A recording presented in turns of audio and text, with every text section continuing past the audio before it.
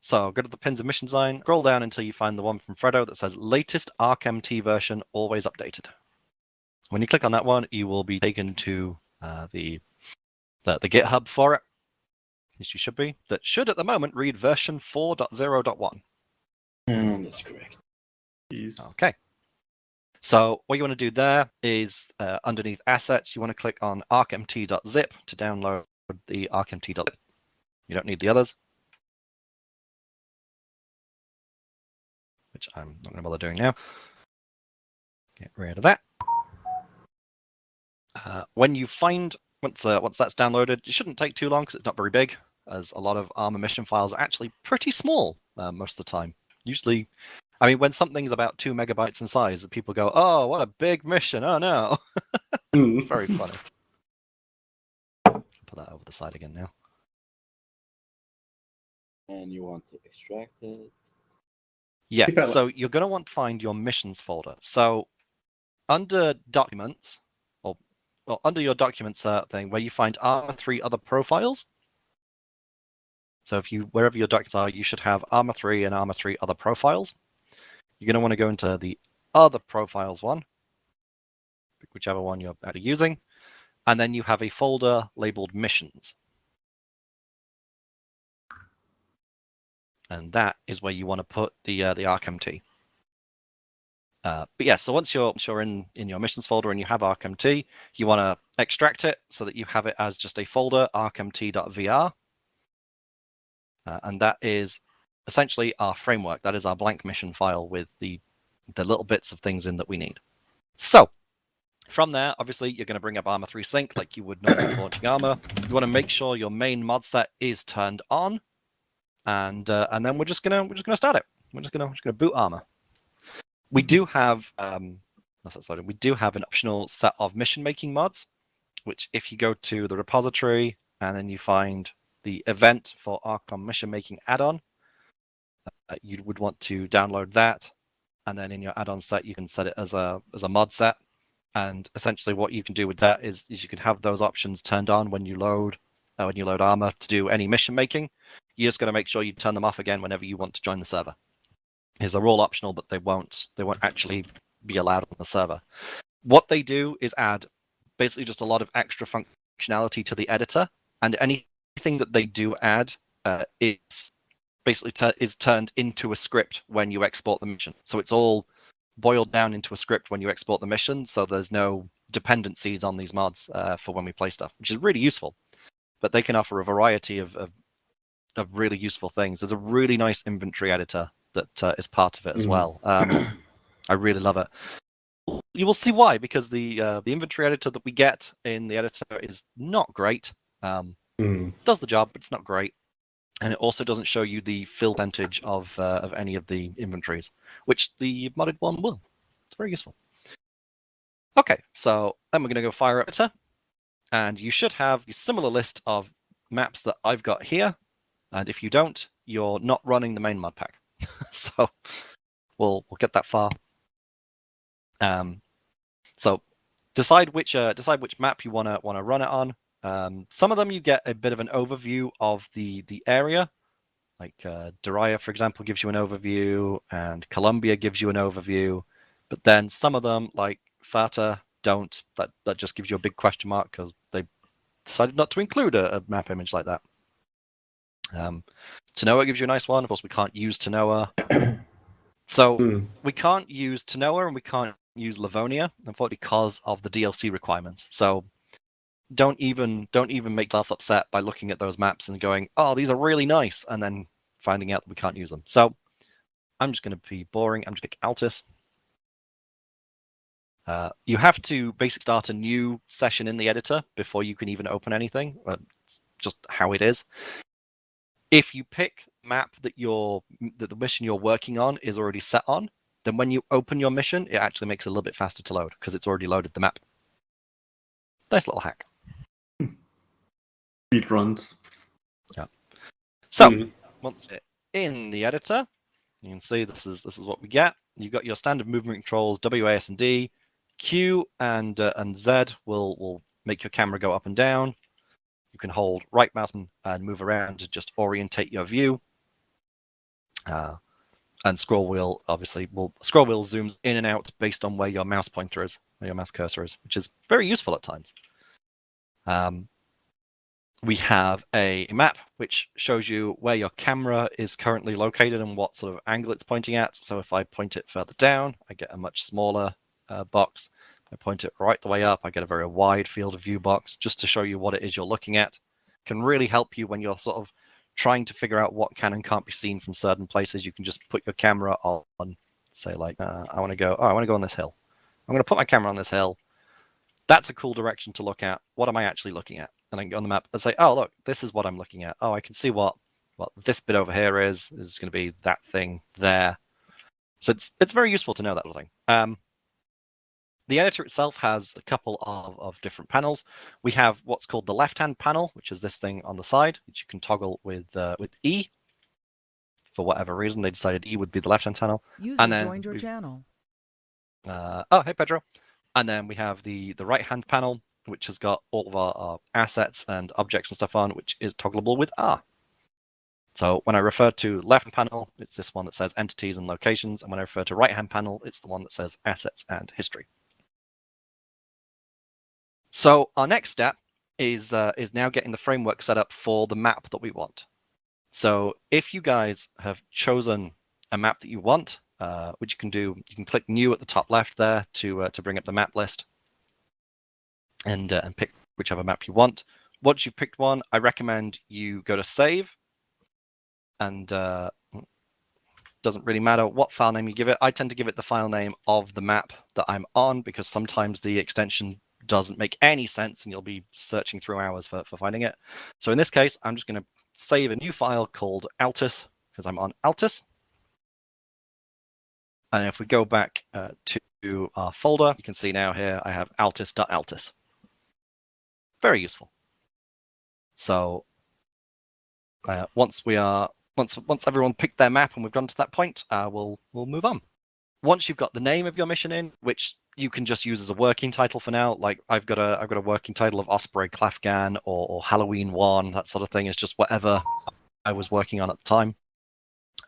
So you don't have to name it right away. Once you've set that, then you do another underscore, and then you put your the full thing for a mission will be arc underscore whatever the type is underscore mission name underscore your name dot map name.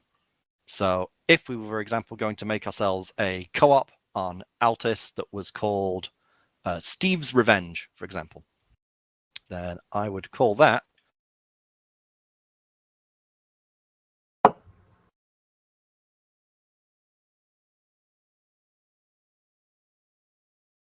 there we go. Arc underscore Steve's Revenge underscore Saquesh.altus. Okay, so once you've gotten your thing that's named, we're going to go back into the editor, and this time you're going to go to Open, and then you're going to find your new mission. So I'm going to find Steve's Revenge here, and you should see that if you've gotten it right, it will appear in the list. It will tell you what terrain it's on, and then we're just going to open.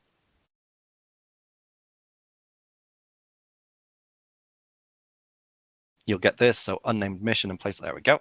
So whenever you start up a new mission and you've got the framework in place, everything starts centered roughly around 000 on the map, just because that's how we have it set up in VR. It's roughly around 0. The framework contains a whole bunch of settings that we just keeps everything nicely consistent for us, and it has all sort of 3 sides set up with our standard ORBAT and basically every unit could want. So mixed into this, say we've got CSAT, we've got OP4 over here, we've got there's HAT1, we've got MMG, we've got the company, we've got Bravo 1, Charlie 2, Phantoms, Gyps are over there, Sniper, which we never really use Sniper. So the first thing you're going to want to do is decide which team that you want the players to be, whether you want to be Blue 4, In 4, Op 4, or if you want sort of mix of that, that's totally fine. Usually when I'm making a mission, I've already figured out who I want them to be. So in this case, I want players to be Blue 4 entirely. So I'm going to select all of Op 4 and delete them. I'm going to select all of Int 4 and delete them, just so that I have an easier time. Then I'm going to select everything else. So along with the blue 4 troops we've got these spectator slots at the back, which we can just leave in. We've got our safe start module, which, I mean, you've played Arma, you know what safe start is, but it comes as a module in the editor. Basically everything is a module in the editor. We have 3 headless client modules. We have our 2 Zeus modules and the 2 Zeus slots. So we're just going to select all of that.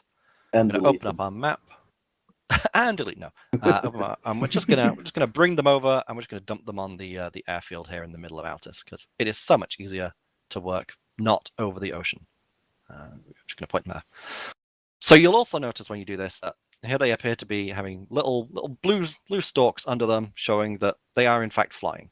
So what we're going to do is we're going to select them, select everything. We're going to hold our Alt key, and then using left mouse, and we can then drag them up and down. So that's how you move stuff vertically in the editor, is you hold Alt and drag them up. So I'm just going to do that, put them all on the ground on a nice flat surface.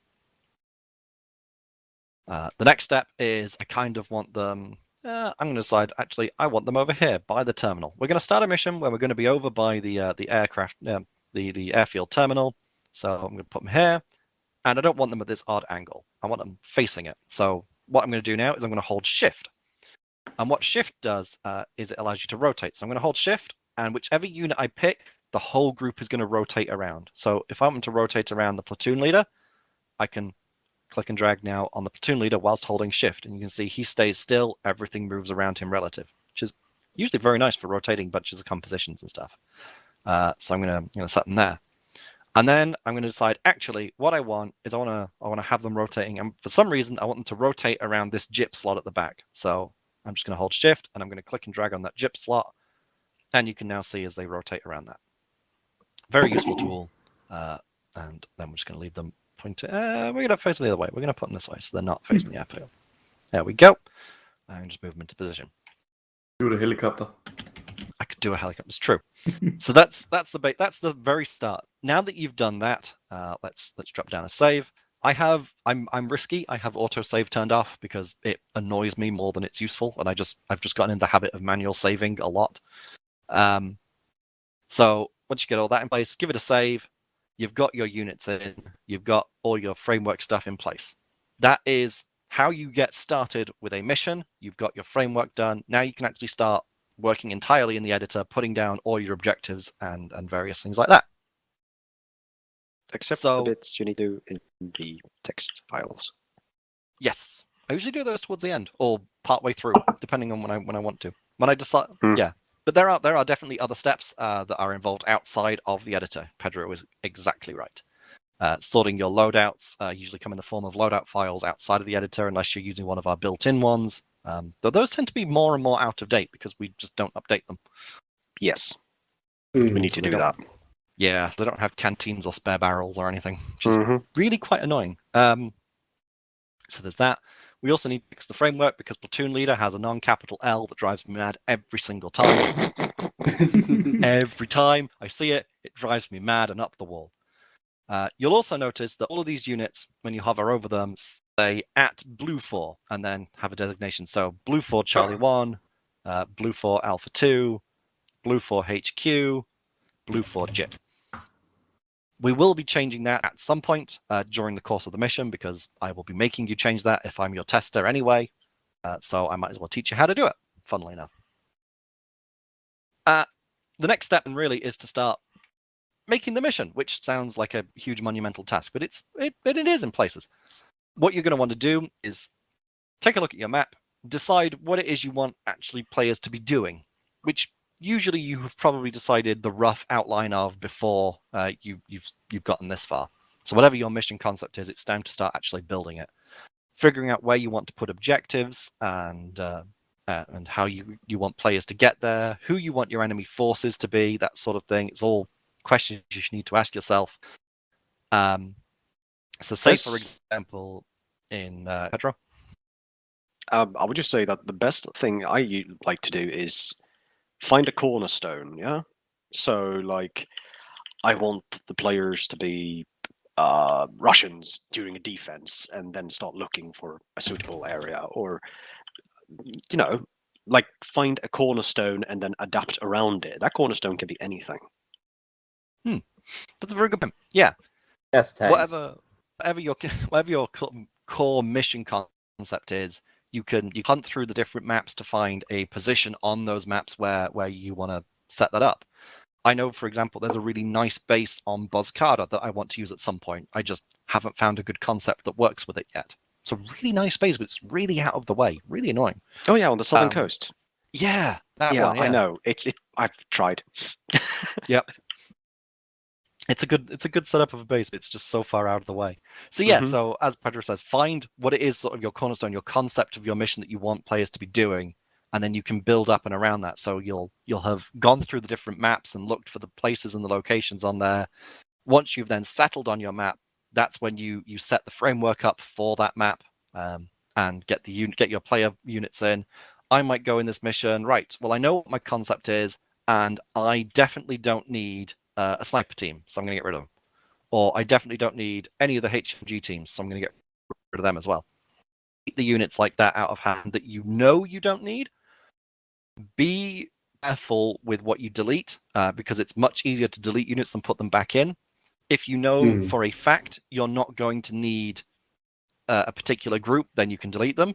If you're not 100% sure you don't need them, I would leave them, because you can always delete them later when you know you don't need them. Very good idea. There's nothing wrong with just leaving to the end and then just double checking, getting rid of anything at the end. Then. Oh, absolutely, yeah, absolutely. You're right.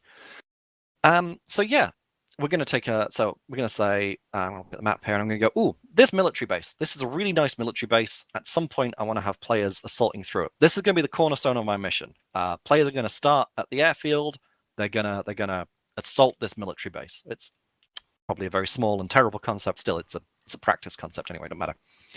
I'm going to go and look at the location and what sightlines are like. One of the things you have to consider as a mission maker is not just the enemy positions and why they're there, but also how the players are potentially going to tackle an objective. It's kind of up to you as mission makers to start preemptively thinking how players are going to tackle things. And that way you can adapt and give them ways in. So I might look at this and go, well, there's plenty of places that can climb over. I don't want them to climb over, so I'm going to put a row of barbed wire along the top. Or I'm going to go, oh, they could quite easily climb over where this tower is, so I'm definitely going to put people in this tower. And you can put your camera in various places to have a look at the angles that things would give you, where you're going to put units.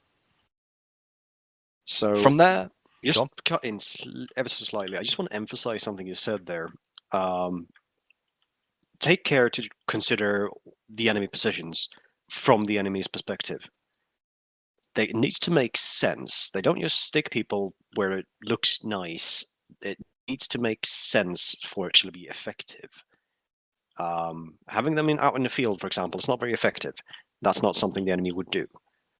So that's something I always try to emphasize, at least when I'm testing and making missions, is to look at it from the enemy commander's perspective. What would be the tactical and strategic way to actually go about assaulting this position or defending this position or whatever it is that the enemy is trying to do? Absolutely. That is a very good point.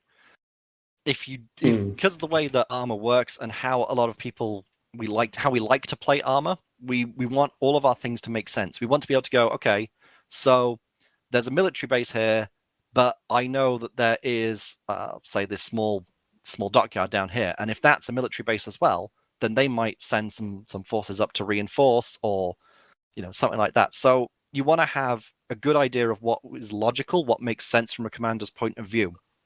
Exactly as Pedro said, you don't necessarily, if you're defending, say, a base like this, you would have some people potentially up in these little towers. You wouldn't just have them standing around on the outside, like in this open field. That doesn't make a lot of sense. You might have some of them on patrol around the outside of the base, but you wouldn't just have like a group of people stationed out in the open in the middle of this field for seemingly no reason. So always consider what makes sense from a strategic point of view for the enemy commander. And the more you do that, the more rewarded players will feel when they anticipate it.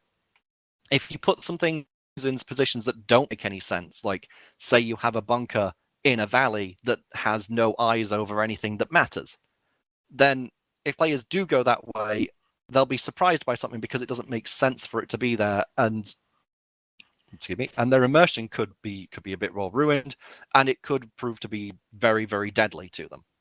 If they're not expecting contact in a certain location because it doesn't make sense and they find something there, it can very easily kill a whole bunch of them. That said, don't be afraid to use camouflage. It's something that we rarely see in our missions, and it's That's something that players never expect. It always kills people. It's great fun. It's true. There was a mission that me and Scott ran where we had an advanced recon team who were basically set up not to actually shoot anyone, but were in sort of full ghillie suits, just sort of observing and reporting back. And HQ parked a vehicle right next to them, almost ran one of them over, and didn't even know that they were there. It was fantastic. They then drove off and left this AI team just sitting there watching, and we had the AI team coming in behind. It was our intention to try and kidnap HQ from behind with this AI team that we were then just going to remote control into. But unfortunately, the players didn't do so well in that mission, ended up retreating, so we just sort of got rid of them to make sure more people didn't die horrifically. Oof. It was good fun, though, to see a bunch of AI just lying down in ghillie suits next to a player vehicle that no one had seen. It was really good fun. So yeah, absolutely. Build some nasty positions. It's great. Because it can withstand a lot of punishment, but it's also really easy to spot.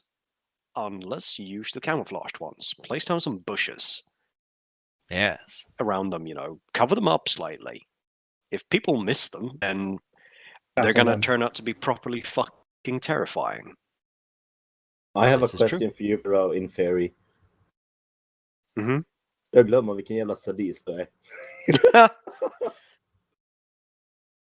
Often, how dare you? Wow. I see. No, okay. Wow, we don't get to know the jokers. Got it. He asked me why I was No. such a sadist. No, true, I you said are. I forgot how much a sadist you are.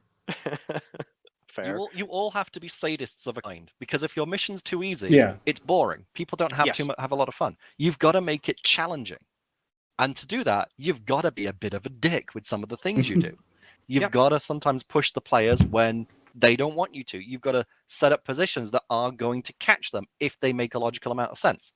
For example, I could, for this base, at the sort of the end here, I could potentially put some sort of HMG position, which you wouldn't necessarily see until you come in view of the main entrance. That might be considered a little bit nasty. If I wanted to be really nasty, I could then also put a position down here. So that any players, as they advance forward, go, right, we need to break off here. Oh, another gun position. That one would make a little bit less sense, being for base defense on the inside of the base. But it could still be done as like a hasty thing that they've put in place. You can very easily put some nasty little positions in that are always really good fun. But still make it seem logical where you place them. Give some thought to why the enemy would be there and what they're going to be doing whilst they're there. What level of defense you might want to put around something. If it's just like a very small little outpost, you might not want to put hundreds and hundreds of troops defending it, because it wouldn't really be logical for that many to be there for no reason. Okay, so what we're going to do now is we're going to look at actually how you place some units down, because, I mean, some of you don't necessarily know how to do that. So from your assets list on the right-hand side here, let's see. So in this mission, for example, my players are all blue 4, so I want to put down some op 4 troops. So I'm going to look at objects, which is the person by themselves, and I'm going to look across. I've got blue 4, op 4, independent, civilian, and props. Fairly self-explanatory, but I'll quickly go over it anyway. Blue 4 is anything that is on the blue 4 side. So the category that is always automatically open is NATO men. So you can see here we've got a NATO auto rifleman, we've got an officer, sharpshooter, that sort of thing. If I go over to up 4, again, automatic category is CSAT, which, let's just throw ourselves down a little engineer like that. So you can see CSAT engineer. We'll move across, obviously. Independent is anyone on the green side, AAF. Independent are more special because you can change which side is friendly and hostile to them. which you can't do with Blue 4 and Op 4. At least I'm not as easily. I don't know if you can actually do it at all with coding. You might be able to. Not sure. But it's much easier to set it for independent. So if you want a mission where Blue 4 and independent are working together against Op 4, you can do that. You can have a mission where Op 4 and independent are working together against Blue 4. You can have a mission where independent are hostile to everyone. Or you can even have missions where it changes partway through. There's a Zeus module called Side Relations, which allows you to change that sort of thing mid-game. So you can have one where maybe independent are friendly to begin with, and then you do something that upsets them, and then you can change the side relations, and suddenly the independent troops all become hostile and will start shooting at people. It works really well. You can have a radio message play. You can set one to not play. When you use the module option in Zeus, there is a little thing saying play radio message yes or no. So you just set that to no, and players don't have a clue. Then suddenly just the people that weren't shooting at them are now shooting at them, or vice versa. So yeah, civilian obviously is anyone who is a civilian team. They tend to take their side relations based sort of on independent. So if independents and Blue 4 are hostile, then Blue 4 and civilians will shoot at each other.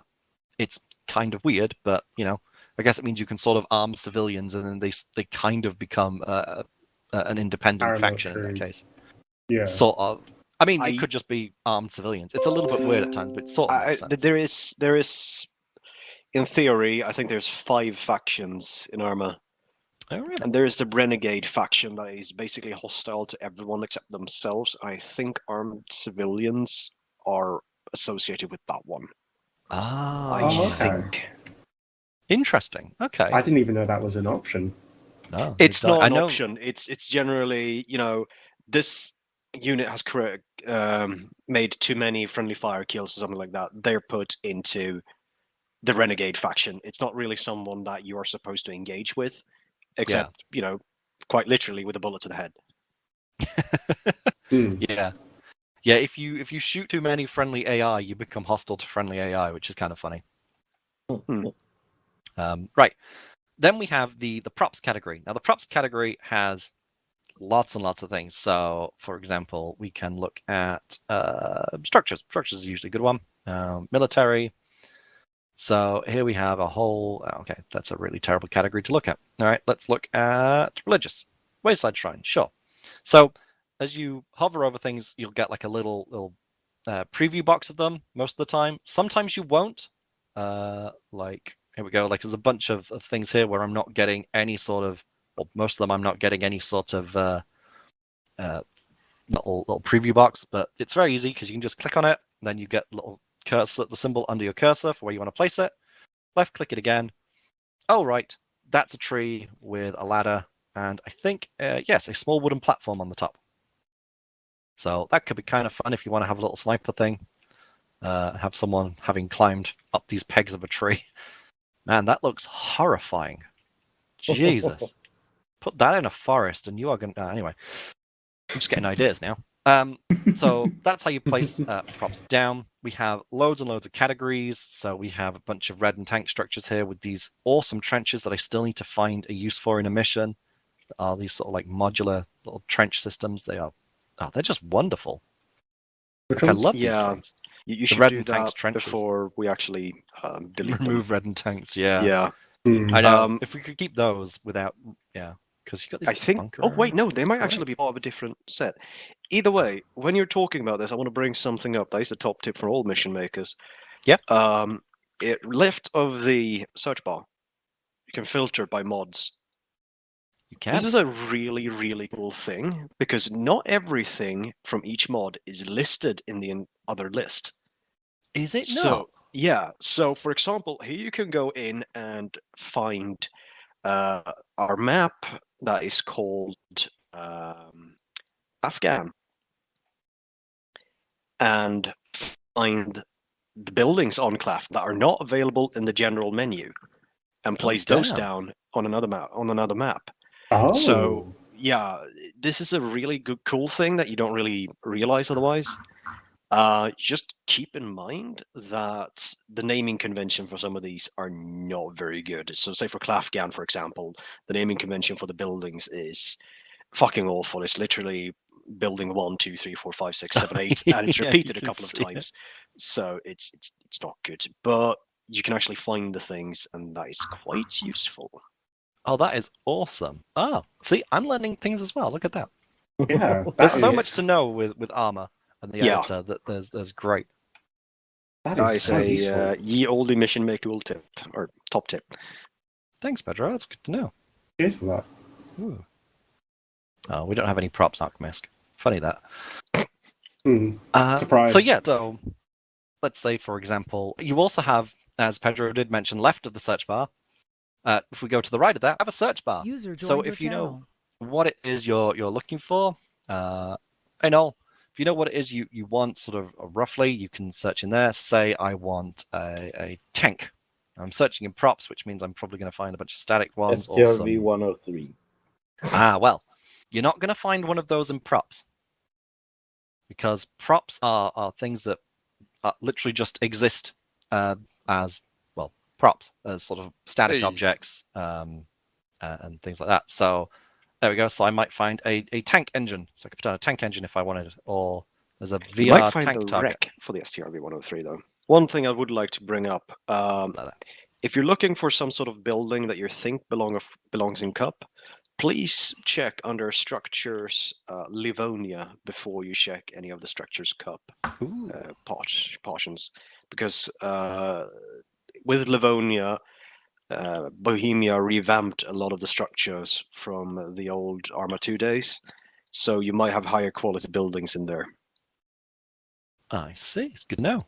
Yeah, I've actually done a horrible, or mission was good, but making it was horrible because I replaced an entire village worth of buildings with ones that were God, enterable. Pedro. Oh God, why would you do this? I mean, it's a great idea, but oh God, yeah, that's a nice little radar Worth complex. it in the end, You- but it sounds like hell. Yeah, you can, of course, place down anything you want anywhere. I could, if I really wanted, have a flying radar complex HQ up here. You'll notice that some of the buildings in Arma have got like opposite faces cold, so I can see through the bottom floor of this one from underneath, and some of the walls as well. So just be careful when you're placing certain props down that if they are slightly hovering in the air, that people can't see through them. If they are, you can always shore them up with some rocks or some Hesco walls or something like that. Whilst you can place things like radar complexes floating in the air, don't, please. This is an excellent time to showcase the feature Snap to Ground. I don't which remember you the. Yeah. right-click the object and select Snap to Ground. There you go. Right click, transform, snap to surface. Bonk. It just throws it down like that. That's so Yep. useful. Look at that. Yeah, look at that. I never used that. I didn't even know that was there. Oh, really? It's really nice. Say, for example, one thing that you need to make sure of was for the player units to be situated on the ground for your mission. So what you can do is select all of them, right-click one, and just use that snap to surface, and they'll all be sitting on the surface instead of having to do each and every one manually. Because if you do That is that, so you might useful. warp someone into the ground. But if you snap to surface, you're golden. That will work nicely. Look at that. One thing I want to make sure people know about is sometimes when you're placing buildings, if you've got some, let me find like a little bit more of an uneven terrain around here, a sort of ditch bit area. That's kind of uneven. We take like ourselves like an old bunker.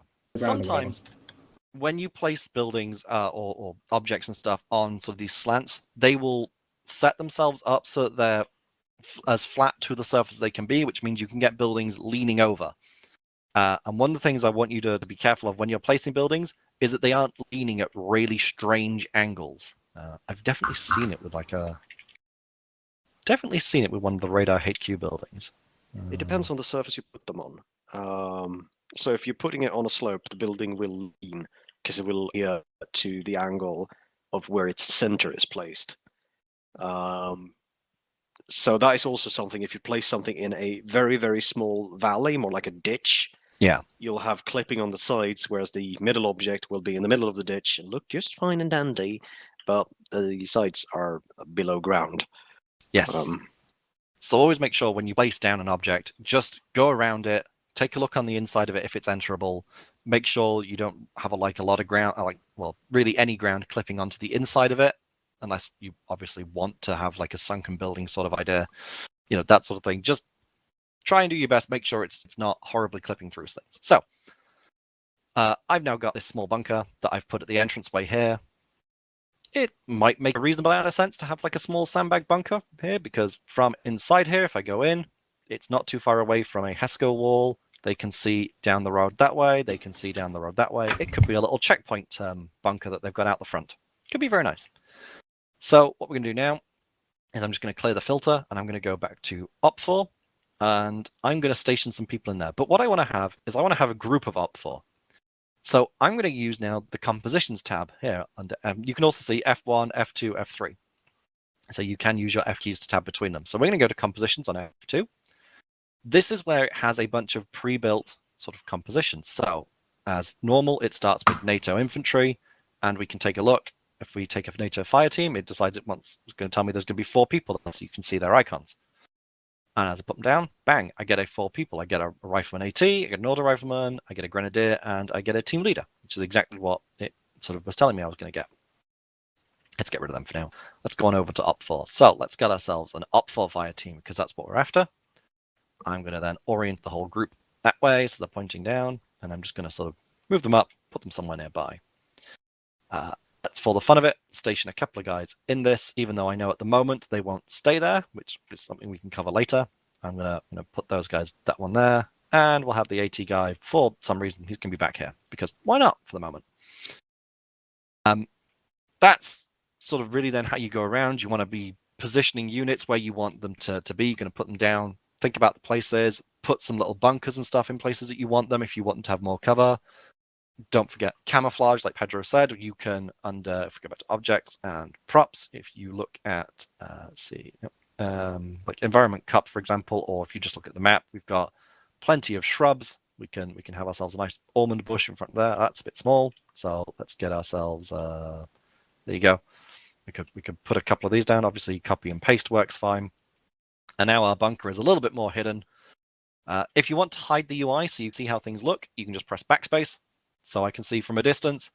I can very easily see there's a bunker there with 2 plants in front of it, because I'm not trying too hard to hide it at the moment. I'm just demonstrating that is a thing you can do. And then just backspace again brings your UI back. Very useful. Let's get rid of those bushes. One thing I would like to bring up while we're talking about placements as well. The controls right on the settings. Snapping, vertical mode, for example. But also the tools right to the left of those. The translation and rotation widget. Yeah, they're very useful. Mm. Yeah, and the area widget that I completely fucking missed up until just recently, and it's so much better than having to do it in the fucking settings of the object I'm trying to size. Oh, it's really good, the area widget. What's the area widget do, sorry?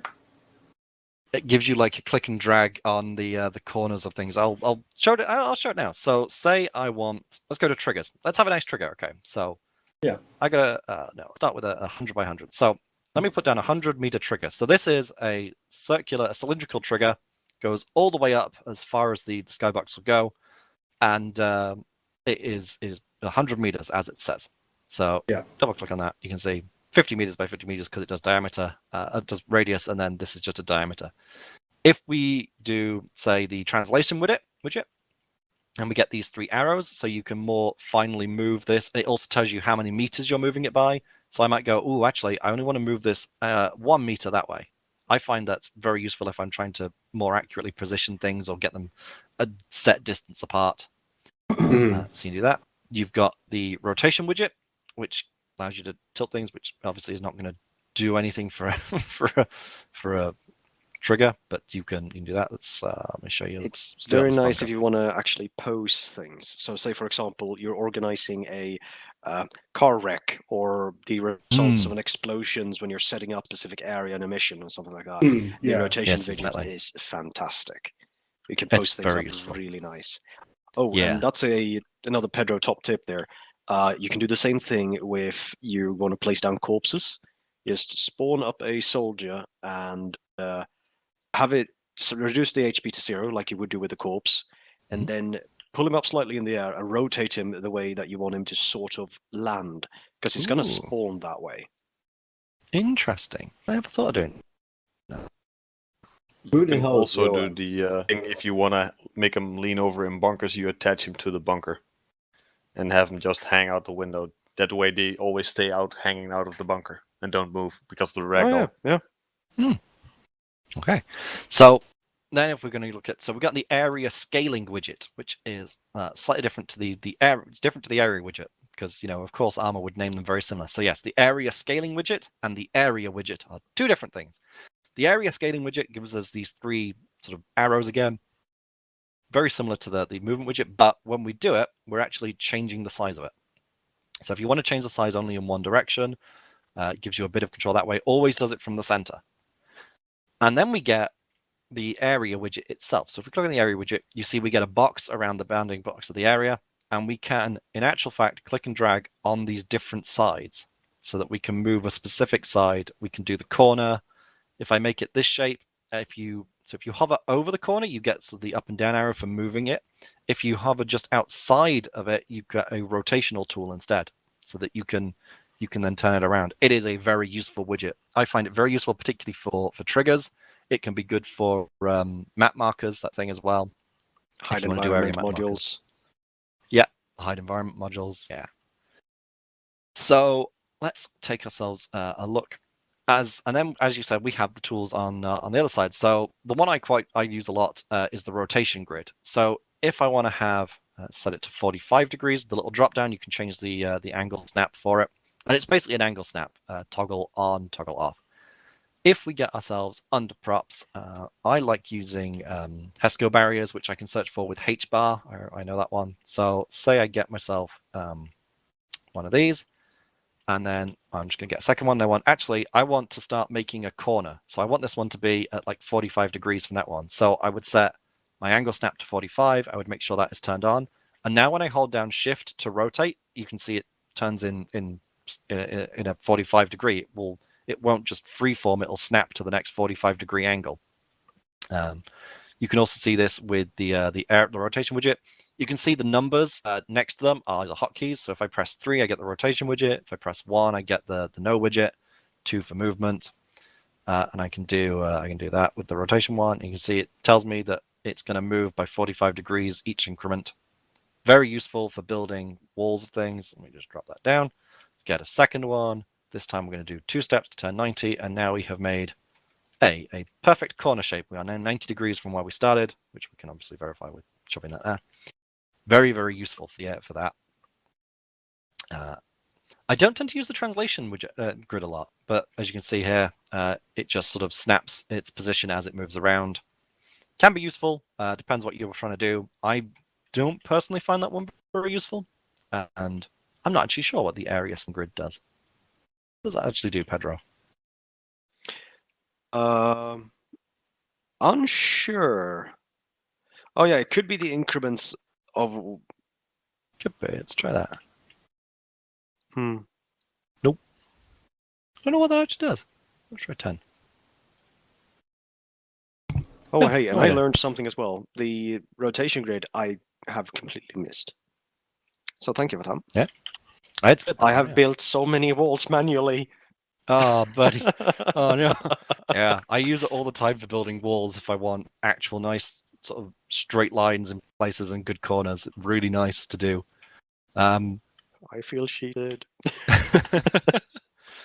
So we also then have one of these other really useful ones. Let's get ourselves this handy HESCO barrier again. Let's just move it onto the grass here.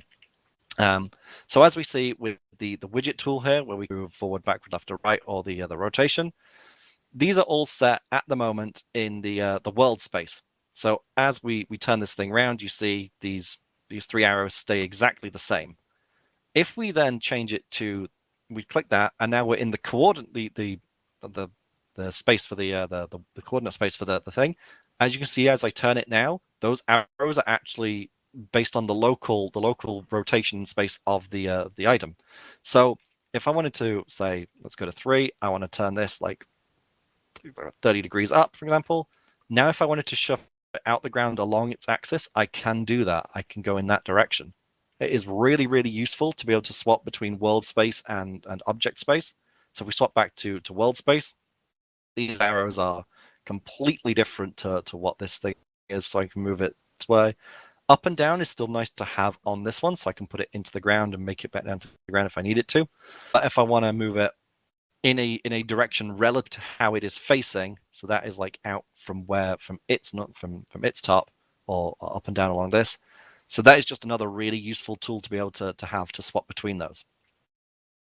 Next to that one, we have these vertical mode and surface snapping ones. So let me just bring this all the way back down. Now, as I was mentioning before with buildings, if we just take our nice little Heska barrier for a trip, as you can see, as I'm dragging it along the ground, it's changing a little bit. It's following the terrain somewhat because it's already on the terrain. You see ourselves, we got this nice little hill. As it sort of moves up the hill, there we go, changes angle. So changes angle about there because it's quite a long one. You see it's snapping, changing angle. What you can do is if we raise it up, it goes perfectly flat. And if we bring it down, it will snap itself to the ground and change its. You can see how it changes its orientation about that sort of point to fit on the ground as best as possible. Sometimes you don't want that to happen. Sometimes you might want to embed things in the ground. So in that case, we're going to turn off both these options. So vertical mode and surface snapping, we can turn those off. And that means now we can go up and down like through the ground like that, nice and smoothly without it trying to snap or change the angle. This I find particularly useful if I'm trying to build like a wall and I've got a bit that goes out over an area and I need to patch it up. I can put a barrier like this in the ground just underneath it to shore it up. I also found it really useful for buildings a lot of the time. If I want a building that I don't want to be snapping to the terrain and leaning at an odd angle, I can just turn off these modes and then I can position the building as I want it and it'll be nice and flat. Very, very useful. Now, the two options themselves do different things. So if we leave the vertical mode off, but we turn surface snapping on, you can see as I bring it down, it's going to snap to the ground and sort of jump its way to the ground. But it's very importantly, it's not going to try and change the angle of it. It's actually a really useful tool to just have that one on and not this one, so that you can have things that are still on terrain, but are not changing their angles based on the surface terrain. If we turn this one back on and then change it, you'll see it then sort of changes so that the Heska barrier is trying to mimic the ground as much as possible. If we turn it off, if we do the other way, so we have surface snapping off but vertical mode on. As we get near the ground, it's going to try and change it. It's going to change it so it's following the ground's terrain. But it's not, and it's also going to lock itself so that we can't go through the ground very easily. It's going to get stuck on the ground because that's kind of what it does. We'll put that one back on, and now we're just absolutely locked to the ground. It takes a lot to actually move things off the ground when they're snapped, so you shouldn't have to worry too much about accidentally moving things, but it does happen. Yeah, and it's also really nice to be able to toggle off ground snapping if you just want to move something a little bit off the ground. Let's say it's actually clipping into the ground ever so slightly, so you got some dirt showing up in the corner of a building. Well, then, if you turn off ground snapping, you can raise that building up by, like, a couple of centimeters, and you're golden. Just keep in mind, if you turn ground snapping back on and then move the building, it's going to snap back to the surface. So put it in the position where you want it, then turn off snapping, adjust it, and turn snapping back on and leave it alone. Yep. To redo it. Yes. Yeah. Very useful tool. Let's see. I did figure out what translation grid did. Oh, the scaling grid, yeah. Yeah, not scaling, the translation. Yes, the translation grid sort of snaps to different points on the ground. Yeah, super useful. Yeah. Scaling, okay, all right, I misheard you. Okay. Scaling, yeah, I'm not sure. sure. Scaling one. No idea. Yeah, the translation one's kind of okay if you've got some stuff on a sort of very flat plane. If you're building on an airfield, that might be useful. I find it's not overly great because it doesn't take into account really the size of an object. So trying to build walls with it didn't seem to get them in the places I wanted. So, But you might find a use for it. Let's go back to objects. So once you've sort of filled out your base a little bit more and put some more units down in places you want, you might go, ooh, right. Well, what I want to have happen is I don't want all of these units in this base to start with. So we're going to look at now how we're going to sorry, no, we'll come back to that bit because that's a bit more advanced. You might go, actually, let me get my compositions. I'm going to get a fire team here, and I want to have this fire team patrolling around the outside of this base. So for that, you're going to want to set up some waypoints. So you'll see under here, I have 4, which are feet, is our waypoints list. Most of the time, you'll only want the default category. There are some other ones in advanced.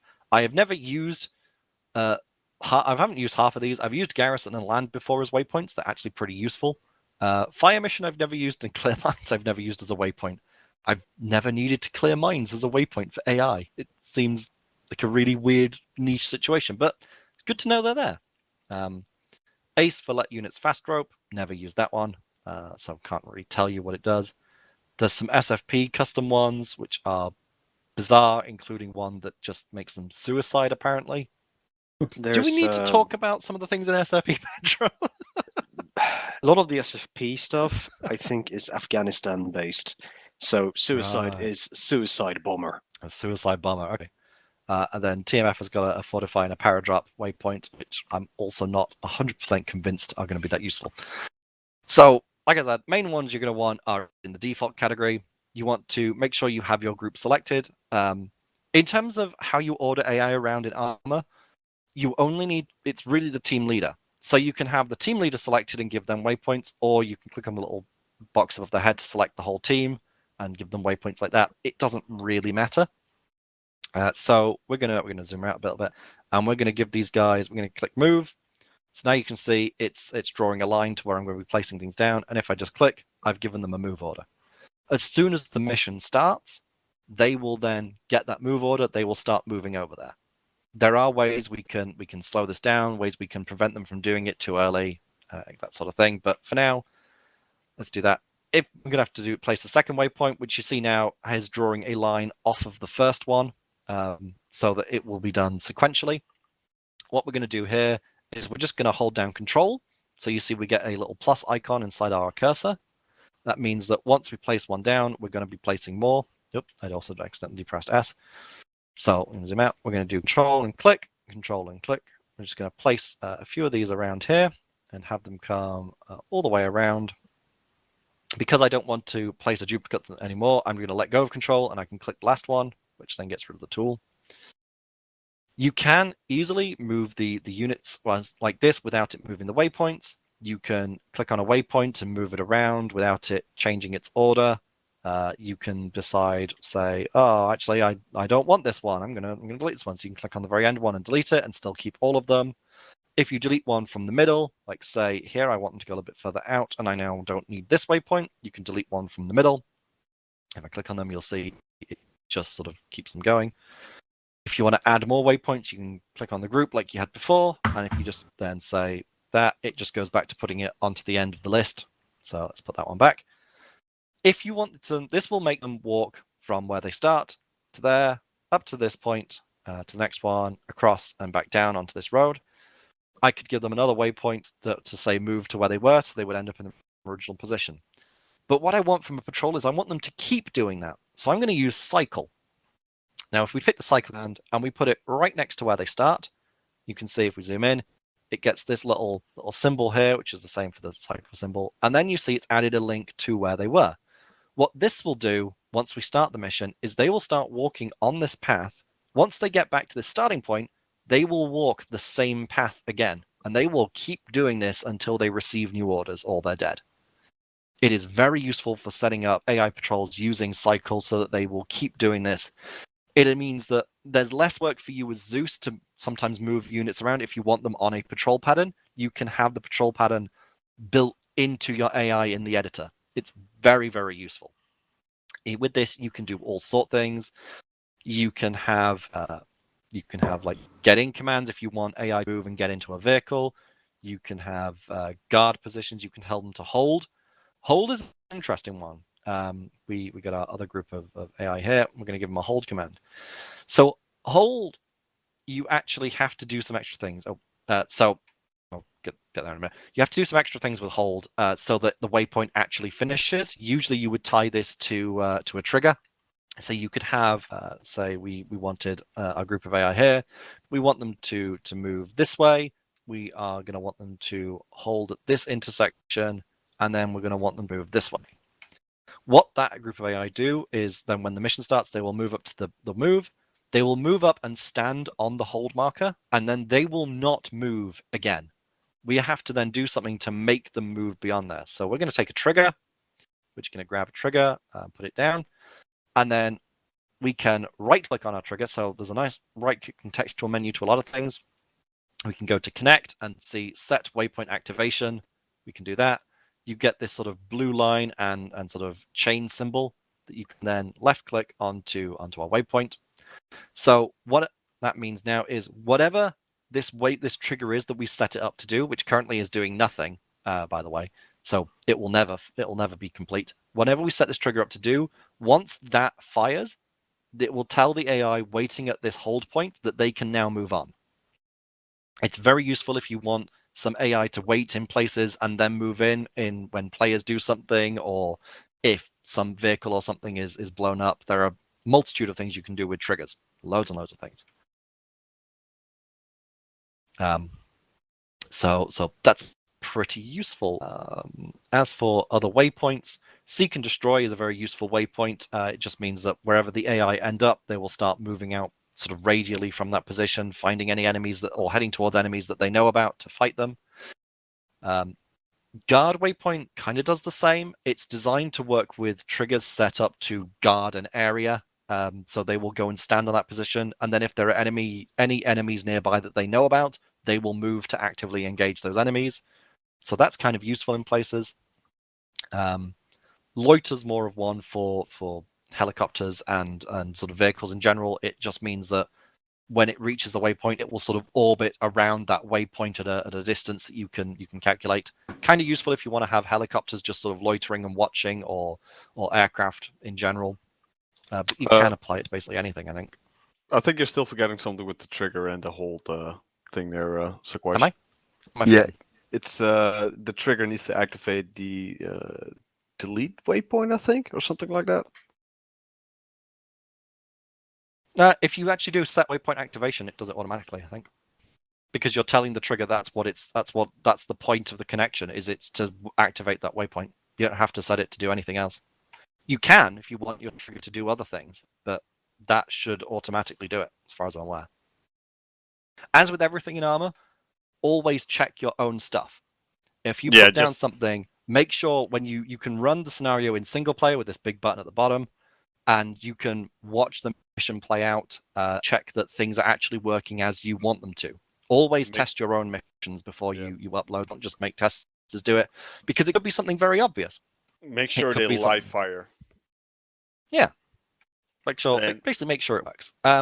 If you're really using really complicated, it's best to just ask a staff member operations to get the mission on the server and to test them there, because sometimes triggers react differently on the server because it's not local, it's dedicated. Yeah. So that's a lot more advanced. Paul is right. Arma is a wonderful arcane beast of a thing where things will work differently in single player, locally hosted multiplayer, and then on a dedicated server, and then on a dedicated server with about 30 people. Some things you are never going to be able to test for. They are just bizarre and bonkers and don't make sense to most of us. There are some things that senior testers and various other people have learnt. So there are things that we might point out in your mission that you go, how on earth did you pick up on that? Where would you get that? And most of it's just from experience, going, oh yeah, I remember when we tried this once. It doesn't make any sense, but that's how it works. There are some things. If you've got a lot of script usage in your mission, which most of you probably won't for a good time, like certainly when you're starting out, you probably won't use a lot of scripting. Then scripts really do want testing on the server most of the time, just to make sure they're going to properly work. There are some more basic scripts that we'll look at, very useful, very basic ones that we'll look at that we don't have to test on the server, such as ones for making AI stand in a position. For example, this AI group I have guarding here, I'm going to select them, I'm just going to delete their waypoints, which I can do from the left-hand menu. You can select things in the left-hand menu and then just delete. So that gets rid of those.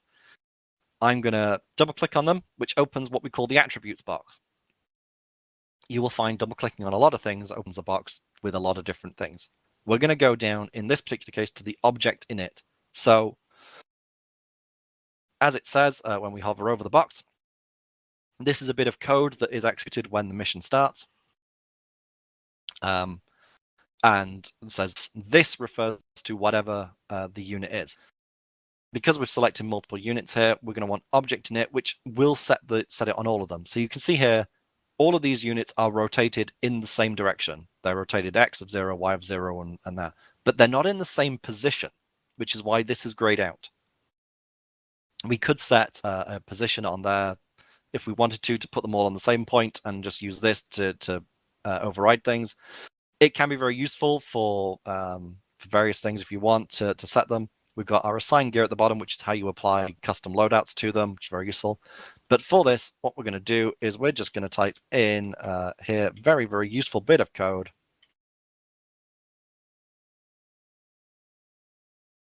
So this little bit of code, this DisableAI path, very, very, very useful, will become one of your best friends. All that does is basically stop the AI from being able to walk anywhere. This just says, I don't care what you do, but you are not allowed to move from this spot. You cannot move. You're not allowed to path. It is very, very useful to set that on any AI that you want in guarding positions. So in like towers, in these little bunkers, so that they are not going to leave them. They're going to stay where they are. Very, very useful little script. Very good one to just have memorized. If you ungarrison them, they will be able to move again. Yes, there is from Zeus. There is a thing where you can ace ungarrison the AI, and it basically sets them so that they can move again, which is also very useful. But unless you give them the ability to move again, they will stay exactly where you left them. Very, very useful for setting up positions like garrisons and these towers, for example. So again, I'm going to go to objects. I'm going to go to op4. I'm going to find what do I really? I like putting heavy gunners in these towers because they've got a bigger gun. So I'm going to find this guy. I'm going to put him in the tower. I'm going to make him point out the window, and then I'm going to double click on him to get his attributes box. So here again, object init.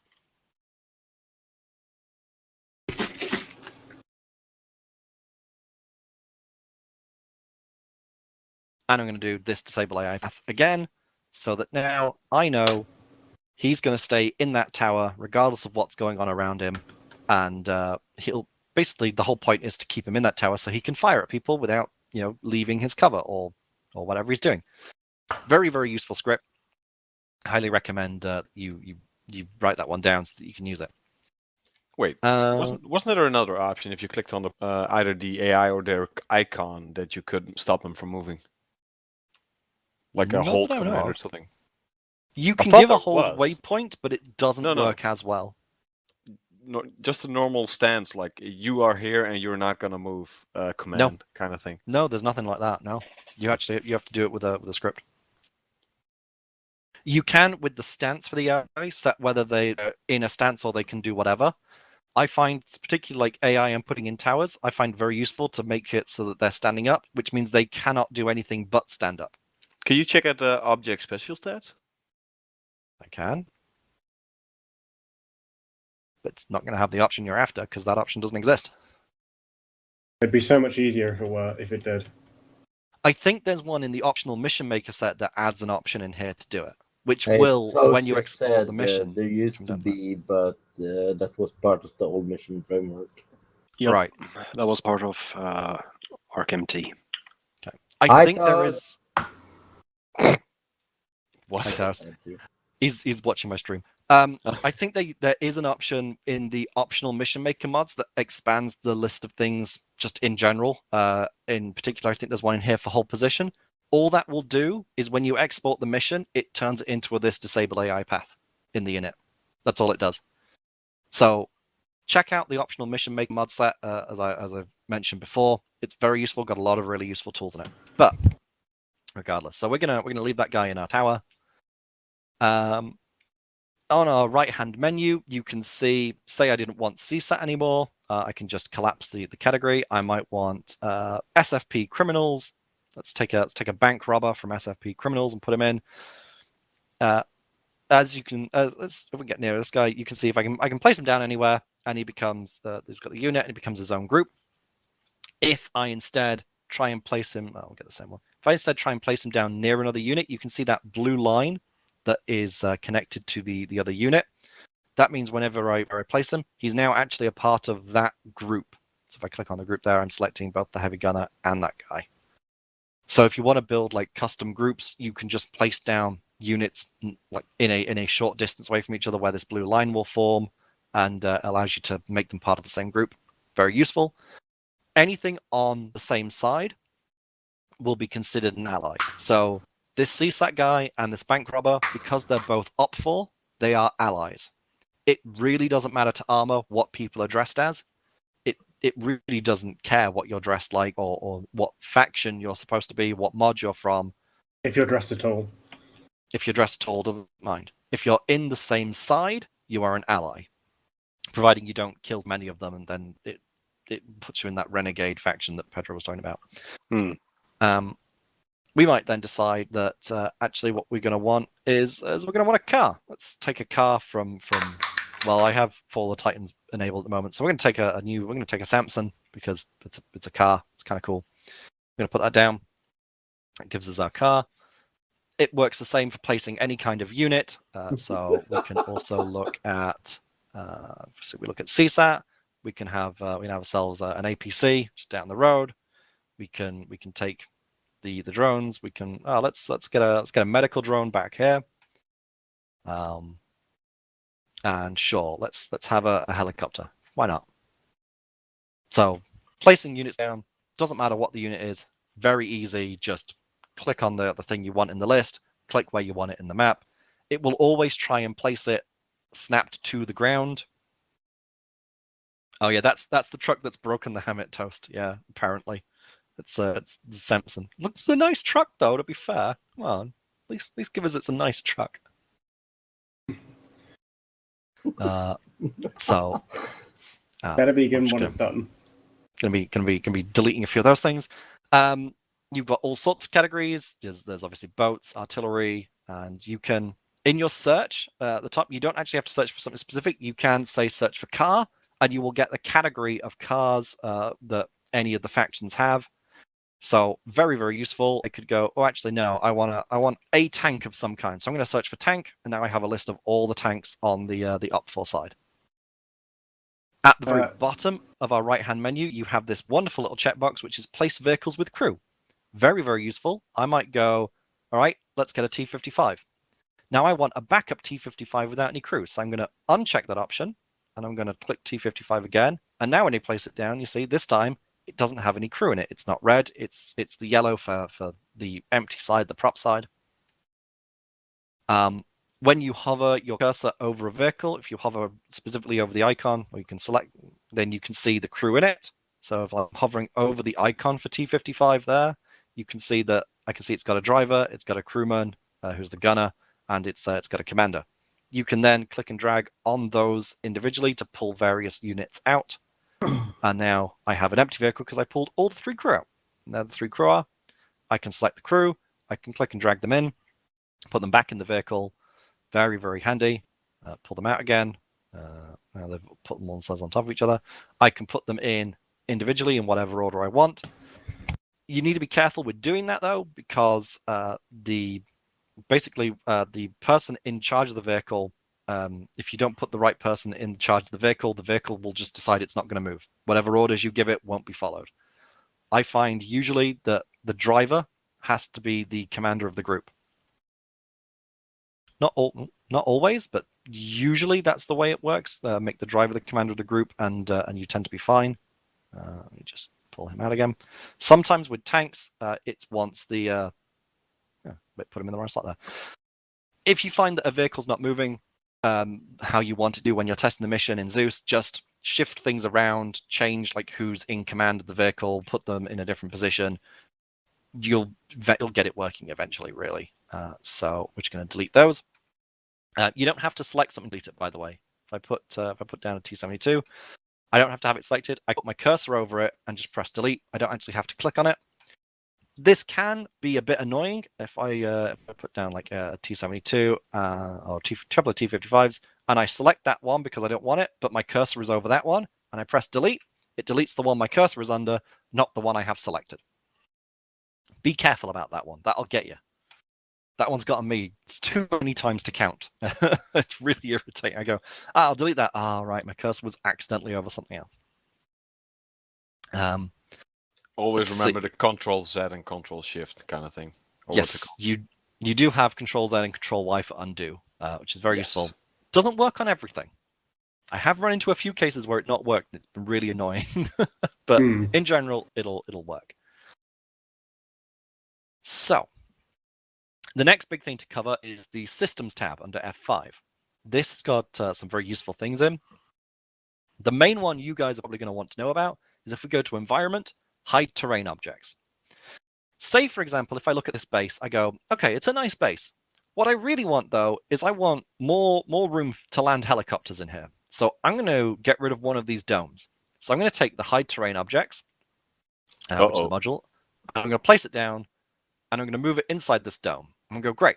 Now I don't have a dome there. I can put a helipad or something in. It's not quite big enough, though. So let's take our area widget that we learned about before. Just going to scale it up a little bit. For some objects, you need to make sure you're basically covering the center of the object for it to delete them, for it to hide them. And there we go. Now I've got this nice open space I can put stuff in. Couple of things to be really, really careful about with hide terrain. If you hide too many objects with hide terrain, just across the whole of your mission, not per module, it will break. And half the players will see the original objects not being hidden, and half of them will see the objects being properly hidden. This is a bad thing. We don't know the exact number of things to hide, but in general, if a tester looks at your mission and goes, I think you're hiding too many things there, you're going to want to think about doing it a slightly different way.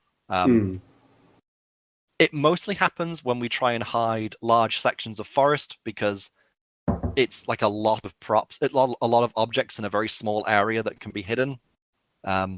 Whereas if you're hiding like building, you're really only hiding like 1 or 2 buildings. You can open the attributes for a hide terrain module and see actually how many things it's hiding, which is really useful.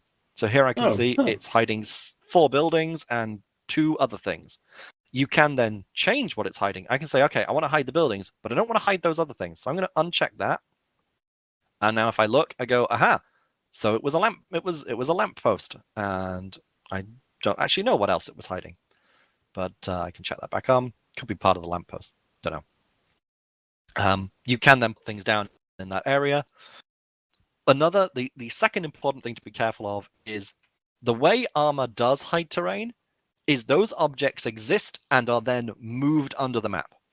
So there is a not insignificant chance that if I hide this building and then I was to put, say, I wanted to put like a couple of helicopters or something down in this area. I was going to go like that. Let's put a couple down. Again, holding control lets me place more of them at once.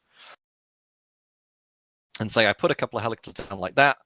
Then if I move hide terrain, you can see here it is. They're clipping through the building, particularly this one. There is a not insignificant chance that those helicopters will explode when the mission starts, because for a small amount of time, that dome is still there, so it exists at the same place as helicopters, so it collides with them, the helicopters explode, and then the dome gets hidden. It's a little bit annoying. So that is the second thing to be very careful of. Anything that you do hide, try to make sure it's not actively clipping through objects at the start of the mission. Once it's hidden it's totally fine. I could have these helicopters come in and land on that point later in the mission, even just a few seconds after the mission starts. That would be totally fine. But having them exist at the same point on mission start usually can result in it being bad. This happened in one of my missions not too long ago. Those of you that remember playing the arcade, the one with the police chasing the cartels, where there was a giant explosion at mission start as the police HQ basically blew up because I had done that and I was a dumb. So learn from my mistakes. Hmm. We all learn from each other's mistakes, and I make a lot of them. Don't actually commit like massive acts of terrorism by blowing up a police station because you just forgot to delete something. Yeah, it's not the best. I don't think it's a very good excuse, to be honest. I don't think they like that. Yeah, no. So then really our next thing we need to sort of really look at is AI loadouts and stuff like that. There's a very basic AI loadout. If there's a faction that you want to use that is present in this in the right-hand list, very easy because you can just place the units down from that faction. You do want to be careful with some of their gear though.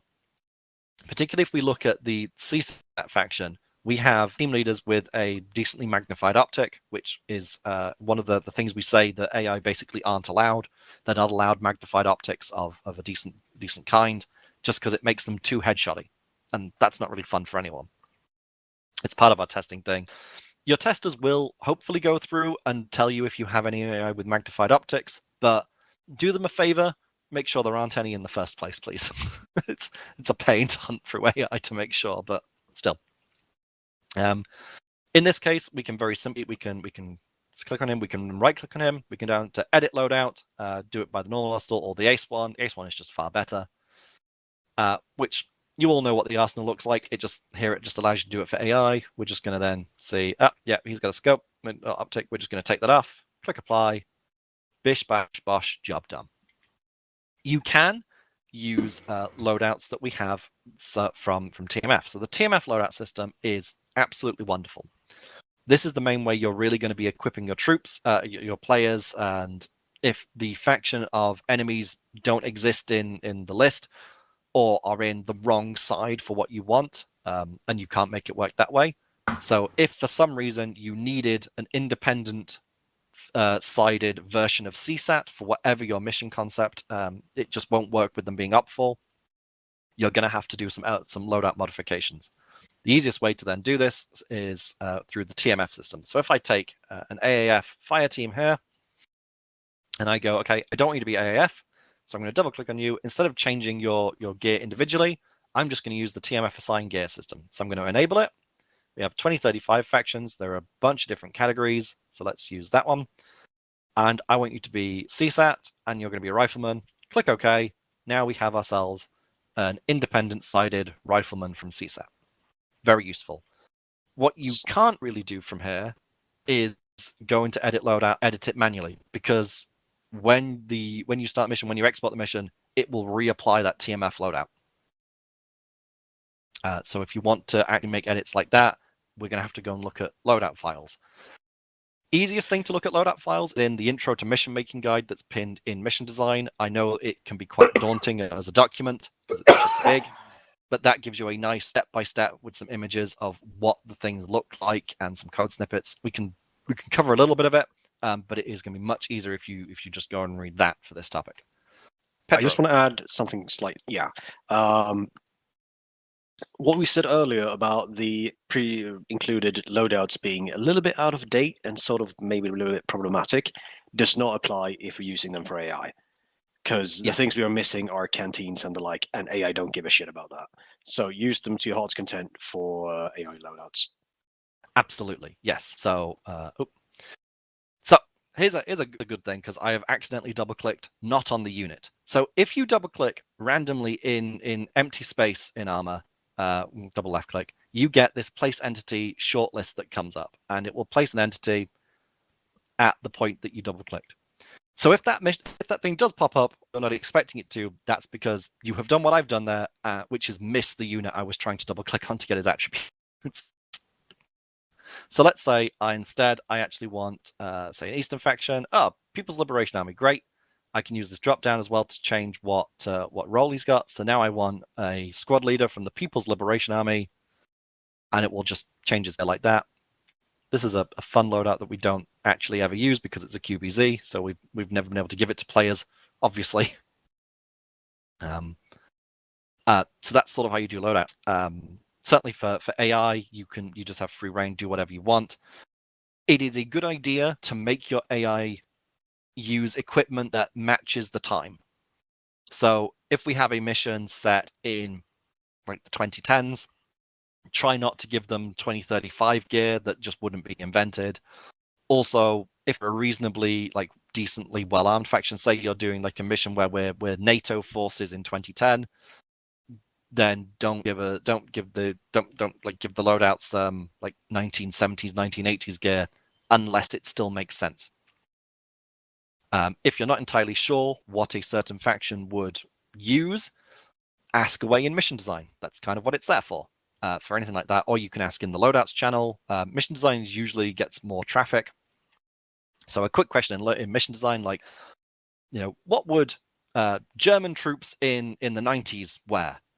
And someone like Pedro, because Pedro knows everything, will come along and say, well, Pedro, what did 90s German troops use?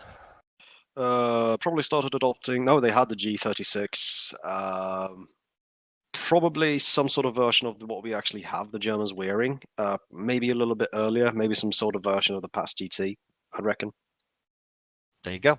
A wealth of knowledge right there. Potentially even some old Soviet equipment, considering they just absorbed East Germany. Mm-hmm. And you can always just Google. Wikipedia has lots of references for various bits of gear and when it was adopted and whether things are actively being used at the moment. You won't get everything, but at least you should get close enough. Wikipedia has a metric shit ton of information, and as long as you know sort of what you want to know, Google will find what you need. Including Orbats and the like as well. Battleorder.com is also a fantastic site when looking at military combat order and just general information for military units. That guy is amazing. That's a very good site. It's one of the things I have pinned on my bookmarks bar is their like 21st century graphics, because it's just a bunch of things in one location that I can easily look at. Yeah. Very, very useful. Especially very good for doing custom Orbats, which for custom Orbats for AI, very easy. As I said, you can put down a group of them. You can put down one unit at a time and have them sort of linked together. This allows you to make sort of very customized groups. So I might want, I've got a heavy gunner and a bank robber. Let's now still under the same side. Those they have to be the same size. Let's have a marksman. That's a really weird Orbat, but I can do it because Arma lets me. Also, don't put down any marksman. Marksman, no. Yeah. AI with sniper rifles and other marksman rifles and DMRs and advanced scopes like that. Very, very accurate. Very not fun to play against as players.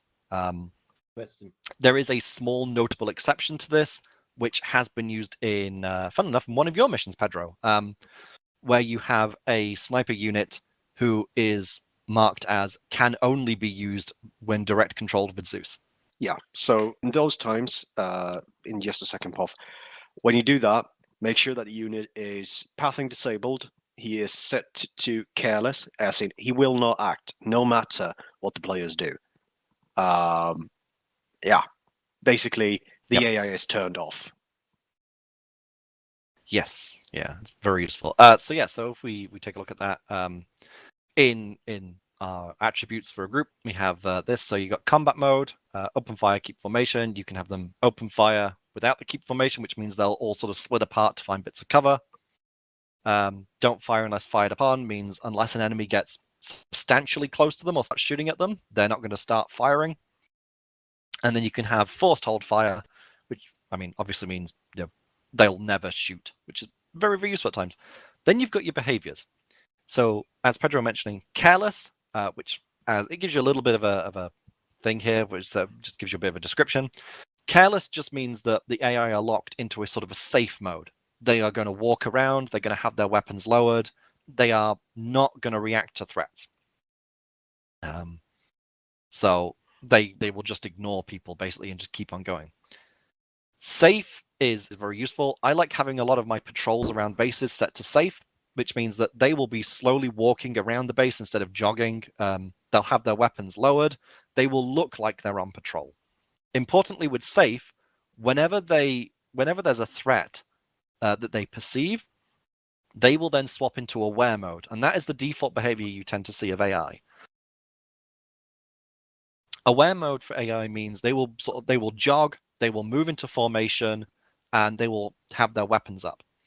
Or they'll jog with them down and they'll bring them up. That's how AI tend to move around a lot. Then you get combat, which is what they go into when they're actively engaging you. As it says there, they break formation, they take cover. Yeah. Then you also have stealth. Stealth is where they... One thing about combat, it should be noted that if you set a unit to combat, it has a tendency to want to stay in combat. So that is a one-time thing, especially when you're in Zeus. And they're also harder to control, because that's when the AI's reptile brain takes over and decides that I'm on the defensive now, or offensive, can't really decide, but I'm doing my thing, fuck you. So, combat, the AI will handle it. Don't use it manually, is my recommendation. Yeah. Don't try and micro them too much, because as I said, the AI like to think they're smarter than us, and they're not, but they like to think it, so they'll just stop listening to you sometimes. There's not really a lot you can do in those situations. If they are far enough away from players so that they're completely out of sight, you can always delete them and place down a new group of them, which is one of the things we're also going to go over, where you get your new groups of them from. If you're not using a faction that's represented... Sorry. Oh my god. Sorry, there's someone somewhere outside the back of my house now riding around on a motocross bike. Really irritating. So if you're trying to use a faction that isn't in the list here, if you're using a faction that isn't in the list here and you want another group, then in Zeus you can just do the same thing. You can just go down to the factions. You can say, right, that group's, I want to send some reinforcements. So, compositions. I want to send some reinforcements. Let's set down another couple of fire teams. And that's similar to how it would work in Zeus. Put them down and set them going. If you're using a faction that is not represented here or in Zeus, you're going to want to make what we call a copy pool. A copy pool for your mission is essentially a bunch of copies of the AI units that you have in your mission placed really far away from the players so that you can go to it when you need them, copy them, paste them in where you need them. Now, importantly, you might want to look at the controls for deep copy and deep paste. What copy and paste will do is take the unit and paste it down.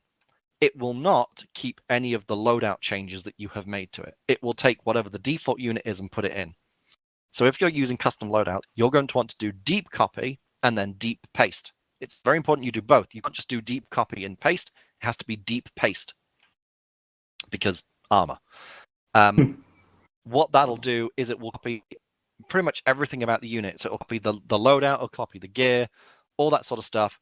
And then when you do deep paste, it will put them down with all of those things still intact. Very useful.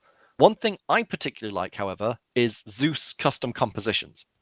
What that enables me to do is save my copy pool during safe start of the mission, or even previous to even firing up the mission on the server. I can do it like a couple of days in advance in my own. Very, very useful. And then allows me to have my copy pool in my Zeus right-hand menu, so that I can then just place them down straight from Zeus.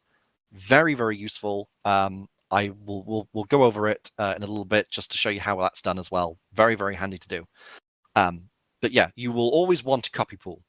Even if you intend to use Zeus custom compositions, have a copy pool in your mission anyway, because for future replays of your mission, if it's not you that's running it, that person who does end up running it isn't going to have your copy pool of units available to them in their Zeus menu. So make sure you always have a copy pool, even if all you do when the mission begins is delete your copy pool, because you've got it saved to your Zeus stuff. That's totally fine. But still always have one. Just get rid of it. Yeah, it also gives your mission tester a heads up of what type of units you tend to bring into combat, which we Also always appreciate. It gives us That's a true. better bearing of what you intend, and just makes the mission easier to test. Mm-hmm. So I've been talking for a bit now. Are you guys all still up to speed with everything? Is there anything on what we've spoken about so far that you want more information on or to ask about at this point? Well, I had a question about sniper. Okay, go on. Still had a question about snipers. If you take out the ammo from the gun, will it still be able to shoot? Negative. No. So if you want, you can place down just for the sceneries without ammo. You can, but if your players start getting close to the point where they can see it, they would be able to see that that guy doesn't have a mag in his gun. Yeah. Because if you give him a magazine, the AI will have all of the ammo he needs, period. Yeah, the AI only need one magazine of ammo, and they will have infinite ammo. It's kind of like an all or nothing deal. Yeah. Yeah, you can't unfortunately give them like 5 rounds, and then that would be it. If you give them any amount of ammo, they have infinite ammo. I wonder if there's a script that could do that. Like after 5 rounds, remove this item from inventory. There's certainly a script you do. You would probably want to have some sort of event handler for whenever it fires, so that it can then count up a number that you want, and then once it hits that number, have it just remove the ammo. You could certainly do it. I don't think it's really worth it too much. No, I'd agree you with would you. be better off just Zeus remote controlling a unit like that, and you could actually Zeus remote control into a unit after they've fired enough and just throw the ammo on the ground as if they've run out. Or right click on the unit from Zeus and edit the loadout so that they no longer have ammo. You could do that as well. There are ways around it. You could certainly do it with a script though if you wanted. Right. So moving on then, we have this bit of our mission. We have by now finished laying out the bases we want. We've hidden some terrain. We've put some units down. We've disabled the pathing of some units in garrison positions. We have set ourselves up some patrol routes. We have an objective. It's great. We can do that now. Wonderful. Let's go over to our players, because now that we've got our objectives, and you want to like put all sort of build all your objectives out as you want, and then we're going to go right. What assets am I going to give the players? So whilst you have the units placed down for say let's say Phantom or Talon or Raven or Mike or Gambler, whoever it is, we haven't actually yet given them any vehicles. And when you build out some of the objectives in your mission, then you've got a better idea of what they're going to be facing. Once you've populated your mission with objectives, it's sort of, you can do it like obviously in between. If you really want to have a mission with tanks in, you can place down the tanks for the players early and then build the mission around it. Again, it's whatever your cornerstone of your mission is, whatever your concept is. But don't forget to give, obviously, your players, give them the assets they need. If players slot in as Gambler and they spawn and find that they don't have a tank, they're going to be very upset. And then the mission testers are going to go, how on earth did I miss that? So we're gonna look on our side. You can do whatever you want. So say we're playing as NATO, but actually I want some SFP vehicles. I want the SFP 1980s to 1990s tanks, because we're going to have a bunch of SRV 103s. So because I'm giving them to players, I want to uncheck the place with crew. So I'm placing them down empty. And I'm going to put down like 3 of them. So those are going to be our vehicles. Great. So do that. Let your vehicles up.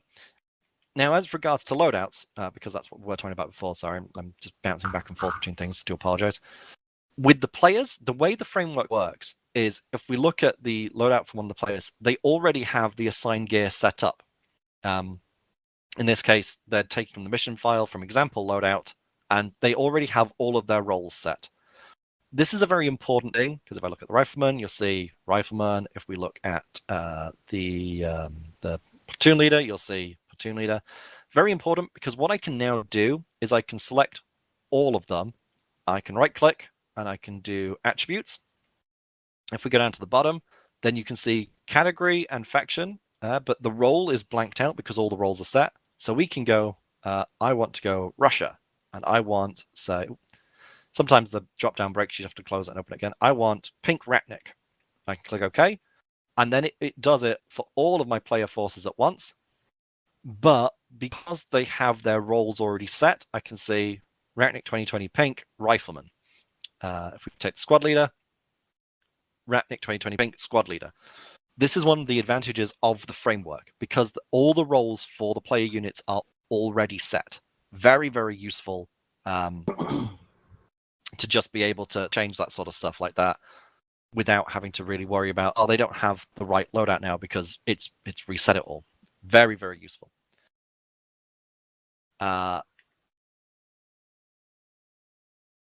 Yeah, I think about it. So we've got our Ratnik players, we've got our STRB 103s. So when we've got our player vehicles down, and we might want, if we're going to cars, for the rest of the players, we're going to have them traveling around in these TGBs because they're kind of adorable. Look at them. Aw, aren't they adorable? And a couple of BB206s because those are even more adorable. So we're going to put them down. What we want to do is, because every vehicle pretty much will come with an inventory. So if we open the attributes for a vehicle, you have these similar sort of things. We scroll down, we have equipment storage. If we open equipment storage, you can see that it's got a bunch of things in by default. So this first box here at the top under content, this is what is in the vehicle. This is what equipment it will have. And then you have the list of the items. And then on the right-hand side here, you have how many there are. So there are 12 mags of 100 round 7.62. There are 48 mags of 20 round 7.62. There are 10 first aid kits, etc., etc. Well, because our players aren't using that kind of gear, we don't want that. We want to go ahead and we want to clear it, and that'll just get rid of everything. You can charging then battery. We want to see, right? Well, I'm just going to cancel on that now because I want to know what I'm going to go into edit loadout for this guy, and I'm going to say it's an AK-105. It's using 5.45 30 round AK plums. So that is the loadout stuff that I want to put in. So let's go back to our BV206. Because I clicked cancel, you can see everything's back. If you click cancel, none of the changes you have made will be honored. It's only when you click OK that it changes them. So if you make a mistake, you can click cancel and not do it. So we're going to cancel. We're going to clear that. Then we're going to go and look at the rifles tab, which now this is where the equipment storage that we have here is not the greatest because now you're going to have to scroll, and there is no search option in this bit. So we're going to have to scroll down to find that 5.45 set of mags. So it's in an alphabetical order, which means it does numbers first. And it was a 5.5 30 round EK plum mag. So it's there. We're going to add 1. So you can click the plus and the minus. So we go 0, we go 1. Now that we've added 1 from here, we go back to our box here, and it's showing up. And from here, we can add as many as we want. You can't, unfortunately, do anything to add more than 1 at a time, which is really, really irritating, believe me. And then that will mean once we click OK, we'll click OK, and we'll open it again.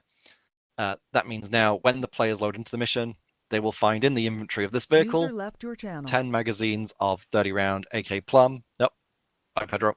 10 magazines of AK 30 round plum. You'll have to go through and add all sorts of bits of resupply you need. So you need to make sure you've got resupply for all of your riflemen, for your automatic riflemen, for your AT. You'll want to put some basic medical supplies in. You might want to put some spare grenades in. For your leaders, you're going to want to put some spare GL ammo in. Particularly if you don't want Viking to shout at you, you'll put a lot of it in. Various things like that. If you want Viking to shout at you, don't put any in, yeah. Each of the tabs along here has something different. So the rifles tab here has a lot of the rifle ammo, but if we scroll further down, it also has guns. So you can put different like spare backup weapons into inventories as well. The next tab over has more sort of the automatic rifles and various things. This is where you'll find some of the HE and H-depth grenades for the 40 mics, for the 40 mils, for the underslungs. It also has the same ammo that is in the first tab, but it just has more choices, so including a lot of the automatic rifle stuff. We'll scroll a lot further down. You see M240 Bravos, M249s, etc. The fourth tab along has mostly the DMR kinds of rifles and ammo.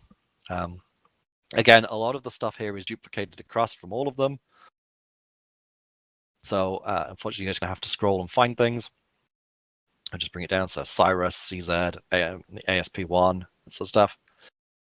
Then we get our fifth tab, which has all of our like launcher slot items. So spotting mag and the ammo for the spotting mags. So heat missiles, the deployable GMG, the gun bag. You've got deployable tripods to put stuff on, dishkas, cords, that sort of thing. Anything marked with CSW stands for crew served weapons. Can I And head off for a bit? See you guys. I don't know. The crew served weapons are static, basically static turrets and stuff you can put down that will allow other people to rearm them as the person manning them is firing them. AT4s, the Atlas, that sort of stuff. The professional camera, because I mean the press kit is brilliantly well done. All that sort of stuff goes in there. Then you get handguns and all the ammo for items that go in the handgun slot. Plenty of choices again. Grenades, including a bayonet, incendiary grenades, mine dispensers, chem lights. This is also apparently where you find first aid kits. This menu system here is not very well done. Things are never really where you expect to find them. It's really quite a clusterfuck. Like medkits are apparently under the grenades tab for some reason. It's not the best. You're gonna have to search a lot for the things you want. But basically, you just have to do one of each and just deep paste and stuff like that. Yeah, so in terms of like player resupply, if you just have to find one somewhere in this. So for some reason, Optics has like all the attachment stuff. It also has bananas. You will find your bandages for your basic bandages for resupply and stuff for medical are under scopes for some reason. I don't understand it. We're just going to add one of those. We're going to, for the sake of it, we're going to add a banana. All you need to do in this list, you can add multiples if you want, but I find just adding one of everything that I want to actually have in my loadout. So I add like 1,000 milliliters of blood as well. Then once I have everything set, I go back to this main tab over here, and then I set the amounts for everything that I want. If you decide, actually, I don't want any bananas in here, then when you get rid of the last one and it goes to 0, next time we'll just tab out. Next time we come back, it now gets rid of it. It holds it there at 0 for a minute whilst you're still on this tab in case you decide, no, actually, I do want it, so that you then don't have to go and hunt it down again. That's kind of useful. I'll give you that. What I suggest you do, however, is in the mission-making mod set we have, there is one of the mods adds an inventory editor that is so much nicer, and I will show that off towards the end because I'll have to reload Arma to do that. Let's just keep going with this. So your player vehicles, set your resupply in them that you're going to want the players to have. Try and manage the amount of resupply to the expected capacity of the vehicle is my advice for you. You can put a little bit extra in so they can share with other teams, but in general, the number of people that fit in the vehicle is sort of the rough amount of resupply you're aiming to have in the vehicle.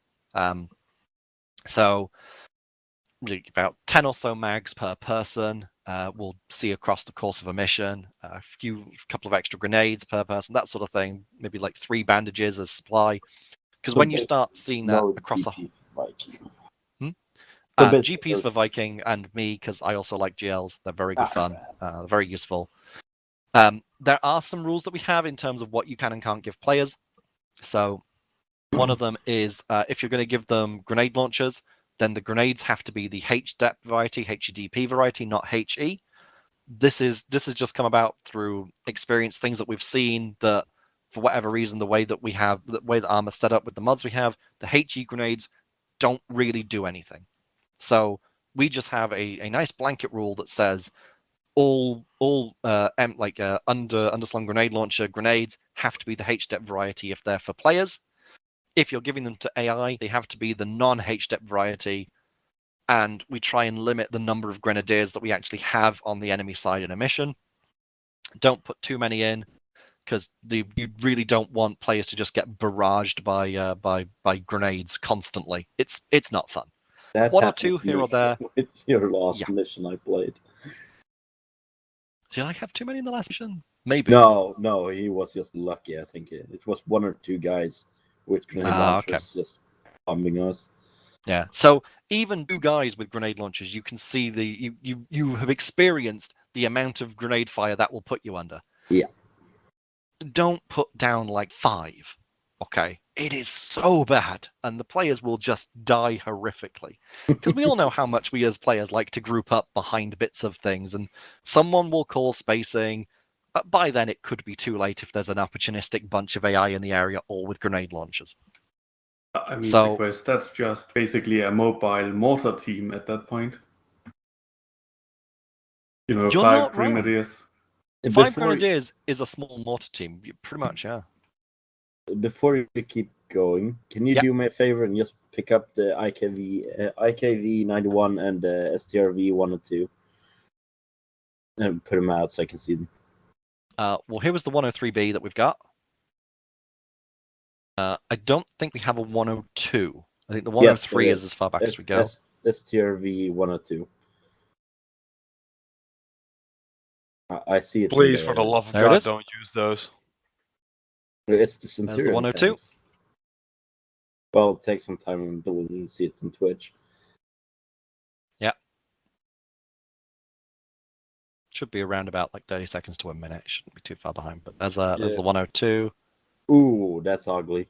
Holy crap. Yeah. The 103s have a weight problem. They slide, and there's a Yes. clip in Arma somewhere where me and Odin went flying because it just slides so heavily. They do slide very badly. If you do use them in a mission, do actually try and drive them yourself before you make too much of the mission, just to see if they're going to actually be usable. Always do this with any asset that you want to Search look on at. the IKV 91 as well. IKV 91. There we go. That doesn't look too terrible. This is The 10 quality- content base. The quality in SFE is a little bit varied at times. It's not great. The boats in particular from SFP are very bad. Try not to use them. There's like a couple of decent ones, but some of them look really, really bad. That's if I just pull one of them out. Let's see, boats. Yes, the missile boat that we have here looks pretty terrible. And if we go inside to where it would be, no, it's not even rendered on the outside, but it's not great. Yeah, just be careful with the assets used that they don't look too bad, because otherwise players will see that and go, ugh. Instead of, oh god, it's something dangerous, they'll go, oh, it's ugly. And then they die, and they won't like that. So yeah, I hope you saw it there, Puff. If not, you can always open the editor yourself when your Arma's working, and just search around. There's quite a lot of SFE stuff. Validated it just now and just going to fuck around later on, I think. All right. So yeah, once you've done that sort of stuff, you've got your loadout sorted, you've done all your mission objectives. We're going to go and we're going to look at the map marker system. So on the right-hand pane at the top here, after we've gotten systems, we've got markers. When you click on it, it opens your map. Funnily enough, because map markers only exist on the map. Kind of, I mean, should be obvious, but you know, we've got a bunch of different ones. So you've got your standard military ones that start out here with your objective markers, so flags and all those sort of things. Those ones you'll be fairly familiar with. You've got a set that are more drawn ones, which they're pretty nice. You can we can use some blue force symbols if you wanted to say to players without actually having something down. Or you can have things down, or you can just have a map mark of things if they're far enough away. So we can say out here we have like the 12th fleet or something, and we can just put those 3 markers down there. And providing players never get to a point where they can see it, they'll go, "Oh, cool! There's the 12th fleet out there. How nice is that?" Set dressing and map markers can make a huge difference to missions. The things that you will want to be doing, in particular for your mission, is objective markers. So we're going to put, because my mission is having players assault this military base, we're going to put an objective marker down on it. You'll see that it comes out black. When I'm not clicking on it, it's this sort of semi-transparent because Arma. So we're going to open the attributes for it. And we're going to say, this is an objective for Blue Force. So I'm going to put it in Blue Force color. I'm going to give it some text, capture base. And I'm going to click OK. So now you can see, if I have it selected, it's in the Blue Force colors and it says capture base. Players will see that on their maps in their mission. And so they'll be able to see that that's their objective. They'll know where they are, usually. If you want to give them a hand, you can say we can put down a marker for start. Start's usually a pretty good one. Say, I'll put that in Blue 4 because the players are Blue 4. And put U is here. There you go. U is here. Then they can look at the map and go, all right, we're there. There's the base we're going to. Now we can plan our way around there. You can use if we scroll around. So NATO up 4 markers. We can say, oh well, this base, it's a, well, as we said, it's a helicopter base. So helicopter, or it's got a mechanized marker because it's a base full of mechanized troops. You can do that sort of thing. You can put the markers further away. Do whatever you want. Try not after the map too much, but putting down more bits of detail can help in places for what you want people to do. We have unmarkers, 2 subcategories. We have icons like those, and we have area markers. Area markers tab, very useful tab. Only has 2 items. Not sure why it's a tab, to be honest. But say we want to say that well, Gravia. That's a town. I'm going to put a circular area marker on it. We can say we either want square or an ellipse. In this case, I want an ellipse. We can color it. So I want to say that it's civilian, which is the purple color, but I don't want it to be a solid color. I want to mark it as like a forward diagonal. So we're going to do that. Now you can see we get this. We get a little marker for the center because we're in the editor, which you won't get in the mission. We're going to use the area widget. We're going to scale it all the way over the top of Gravia. Nice and easily, just like that. So then now we can say into our mission, don't go into Gravia. You'll know that the boundaries of it because it's circled on the map.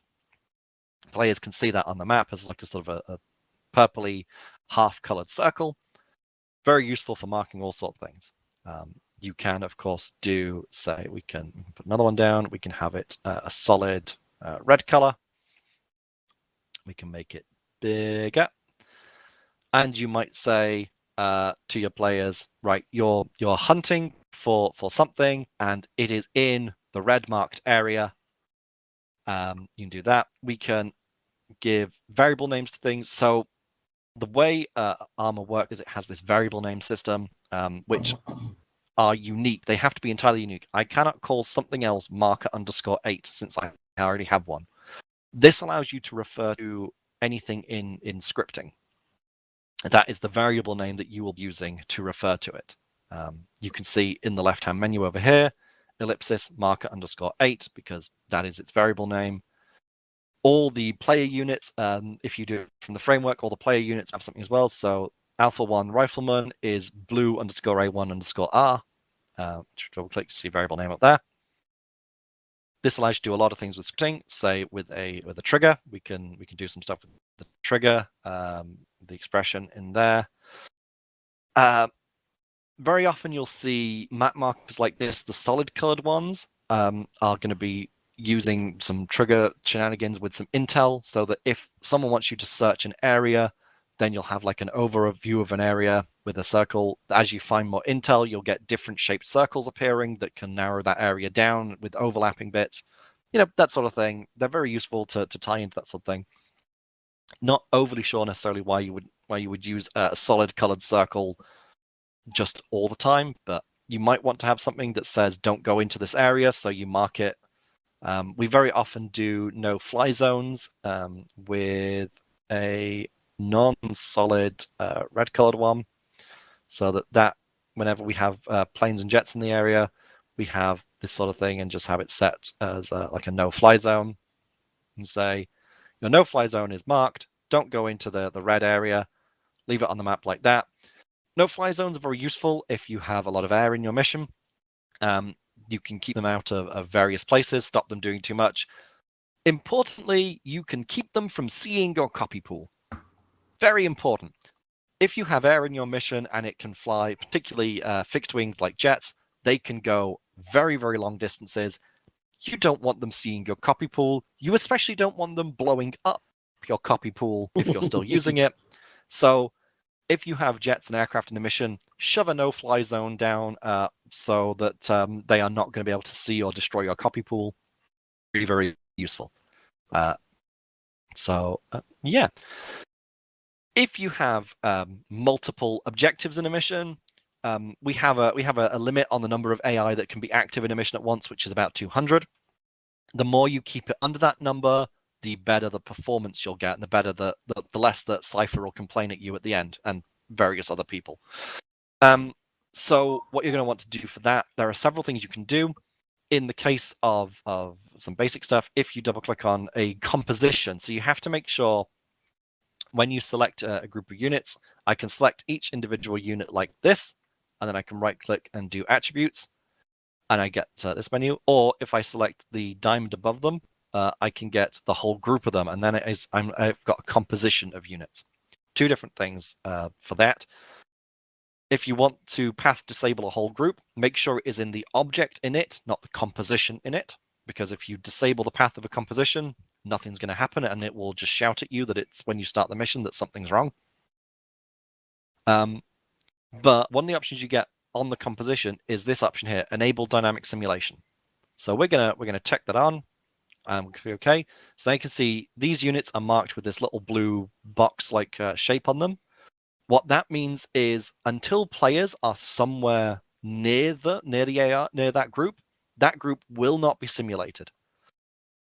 It will be completely stationary. It won't move. It won't react to anything.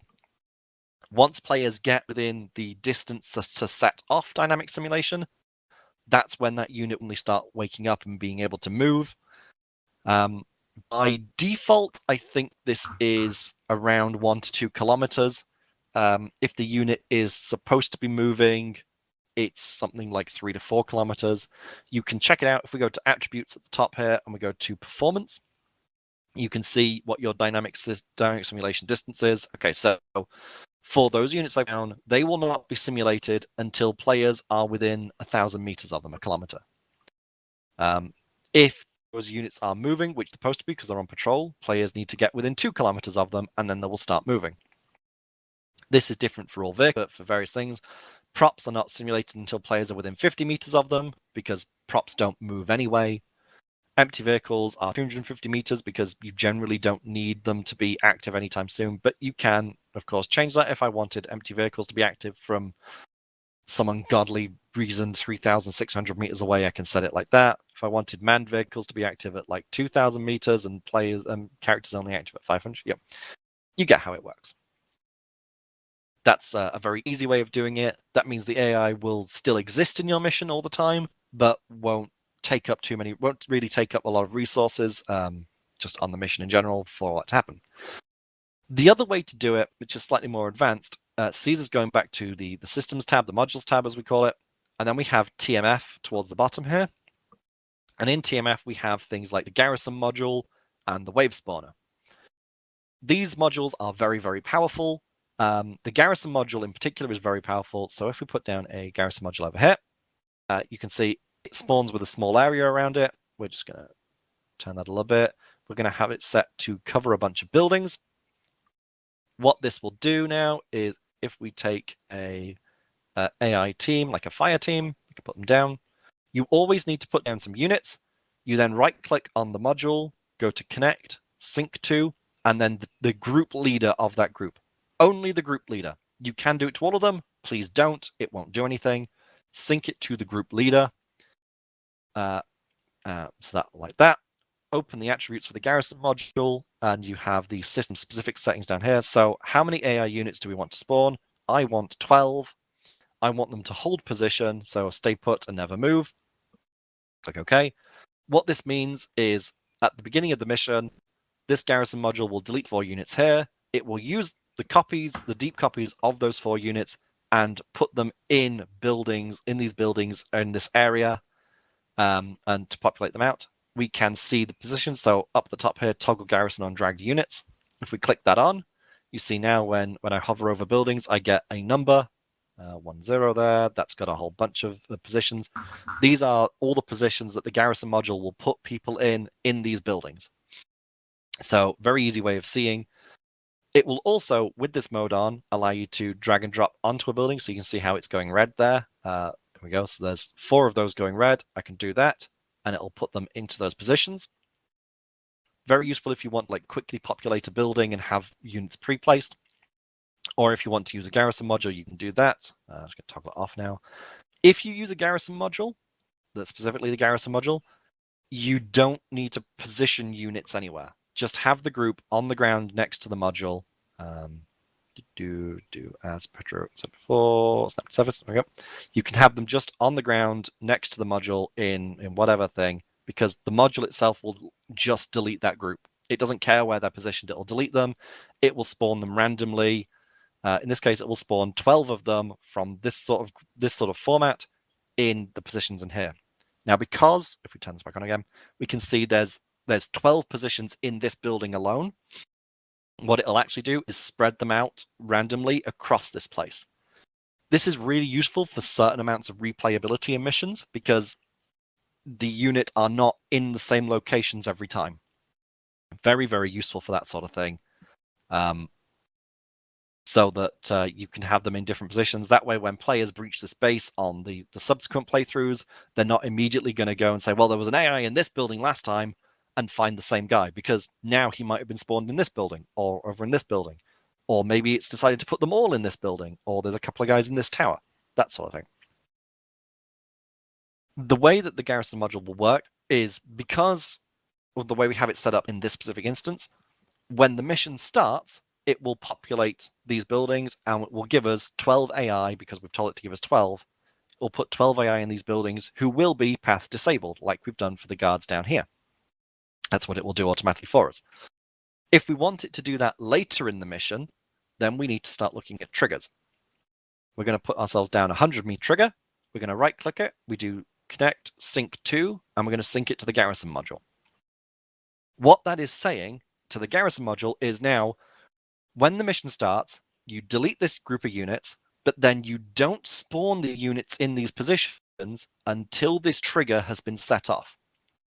This is a very, very powerful feature, as you can imagine, because you can set that trigger to say, only activate the trigger when players have entered this area. So until players enter this area, there are no AI present. Once the players get into the area, then it spawns the AI. This is a fantastic tool that we use for keeping the number of active AI during the mission down, like really, really down at any time. Very, very useful. When you do it this way, so I mean, you can put the trigger anywhere. I could put the trigger out on this junction. It will work perfectly for what I might intend. What you have to be careful of is if players say go around this junction, and you've got a couple of them walking through this area, and then someone happens to walk through the trigger and set it off, you don't want AI spawning on top of players. So whenever you have these Garrison modules or these wave spawner modules tied to triggers, make sure that the players will not get past the trigger. Easiest way to do this, have the area they spawn be covered by the trigger so that there is zero way that they can get in, and you can make them pretty big. The size of a trigger doesn't matter too much. It's not too bad. What you can't do, unfortunately, is have multiple triggers attached to one module. I mean, you can attach multiple triggers to a Garrison module. The problem is that all the triggers then need to be considered to have fired to be triggered before the module will go off. So it's not a case of having them be, if they come in through this trigger, set it off, or if they come in through this trigger, they have to go through both of them. There are ways you can work around that with more triggers and having some custom statements in them for if trigger A or if trigger B fired, then fire this one off, which then sets off your Garrison module. There are ways around it. It's better to just do one trigger that just covers a larger area, personally. For something like this, when we look at the trigger, we want to go to the attributes. I find if you give trigger a text thing here, not the variable name, but put the text in, like pop MOB force, whatever, just whatever we want to call it, doesn't matter. I can do OK, and then in my left-hand menu, I can see that trigger there called pop MOB force, which I mean I'm using pop short for populate. It really helps your testers to know what triggers do. If you just give a short description in the text line there, it will make no difference to the players, because all the text line does is that's what they would see in the radio menu if it was a trigger that was set off by radio. So we're going to go down and then to type, and then you can see there's various types. You can leave it as none. None is perfectly fine for most of the time. And then activation, there we go, radio. So that's what the radio ones are all about. Doesn't really matter. Most of the time you'll want to set it for any player or the faction side. So here where we have players as blue 4, I personally like setting it for the side of them rather than any player. The reason I like doing it like this is so that if the players have found a way around my trigger to where the units would be spawned, because I have the trigger set to the side, not the players, I can use an AI that I just randomly spawn down, throw it in the area where I know the trigger is, it sets the trigger off for me, and then I don't really have to worry about it. Otherwise, you kind of just have to hope players are getting in there, or you have to move yourself in as Zeus. And moving around as Zeus can be a little bit problematic at times if you get run over or shot. Problem that happened with that was Ninja and Pedro's Halloween mission, where Ninja just teleported himself around the map as a player and activated Pedro's triggers. Yes, that would unfortunately work regardless of what you have this set to. If you have it set to players, it would fire Mic like off. it did. If you have it set faction players are, because they had Zeus units that were the same side, it would still have fired. Yeah. But yes, don't accidentally set off your own waypoints, your own triggers. That's bad. So in this case, what I have is set for type non activation blue 4. I want to set this to server only, and I'll say more about that in a minute. So what this will do now, click OK, just to set it, is whenever someone from the blue 4 side is present within the area of this trigger, the trigger will fire. I say fire, you could say activate, whatever you want to say. The trigger will activate. What that will do is then tell, in this case, the Garrison module, it will then tell that Garrison module, hey, those 12 AI that I want, spawn them now. So if we zoom out, you can see the area triggers cover on your map quite easily. So like that, or if you select the trigger, you get this whole hashed area to make it much easier to see. This is very useful for seeing terrain height. So if I wanted them to spawn, let's say, if I put this more centrally on here, but I go, oh, well, what if the players come up to hill 35 where they can see in? Well, now I can just extend this over the top there because I'm using the area widget. Or, oh, hill 47 over there. Well, let's make sure that that's encompassed as well. So your triggers don't necessarily have to centered on top of the thing that you want them to do, but the area that they cover should definitely include the area that the units are in, as a general rule of thumb until you've got a better idea. Okay, I will try and wrap up some more stuff.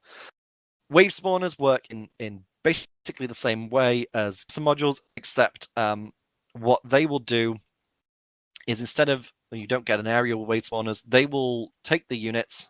So just put this group down, let's put 2 down, connect sync to that, and sync to that. Nope, I've done it throwing it there. All right, sync to that. So when the wave spawner fires, it will spawn those 2 groups that I have synced to it exactly where I have them.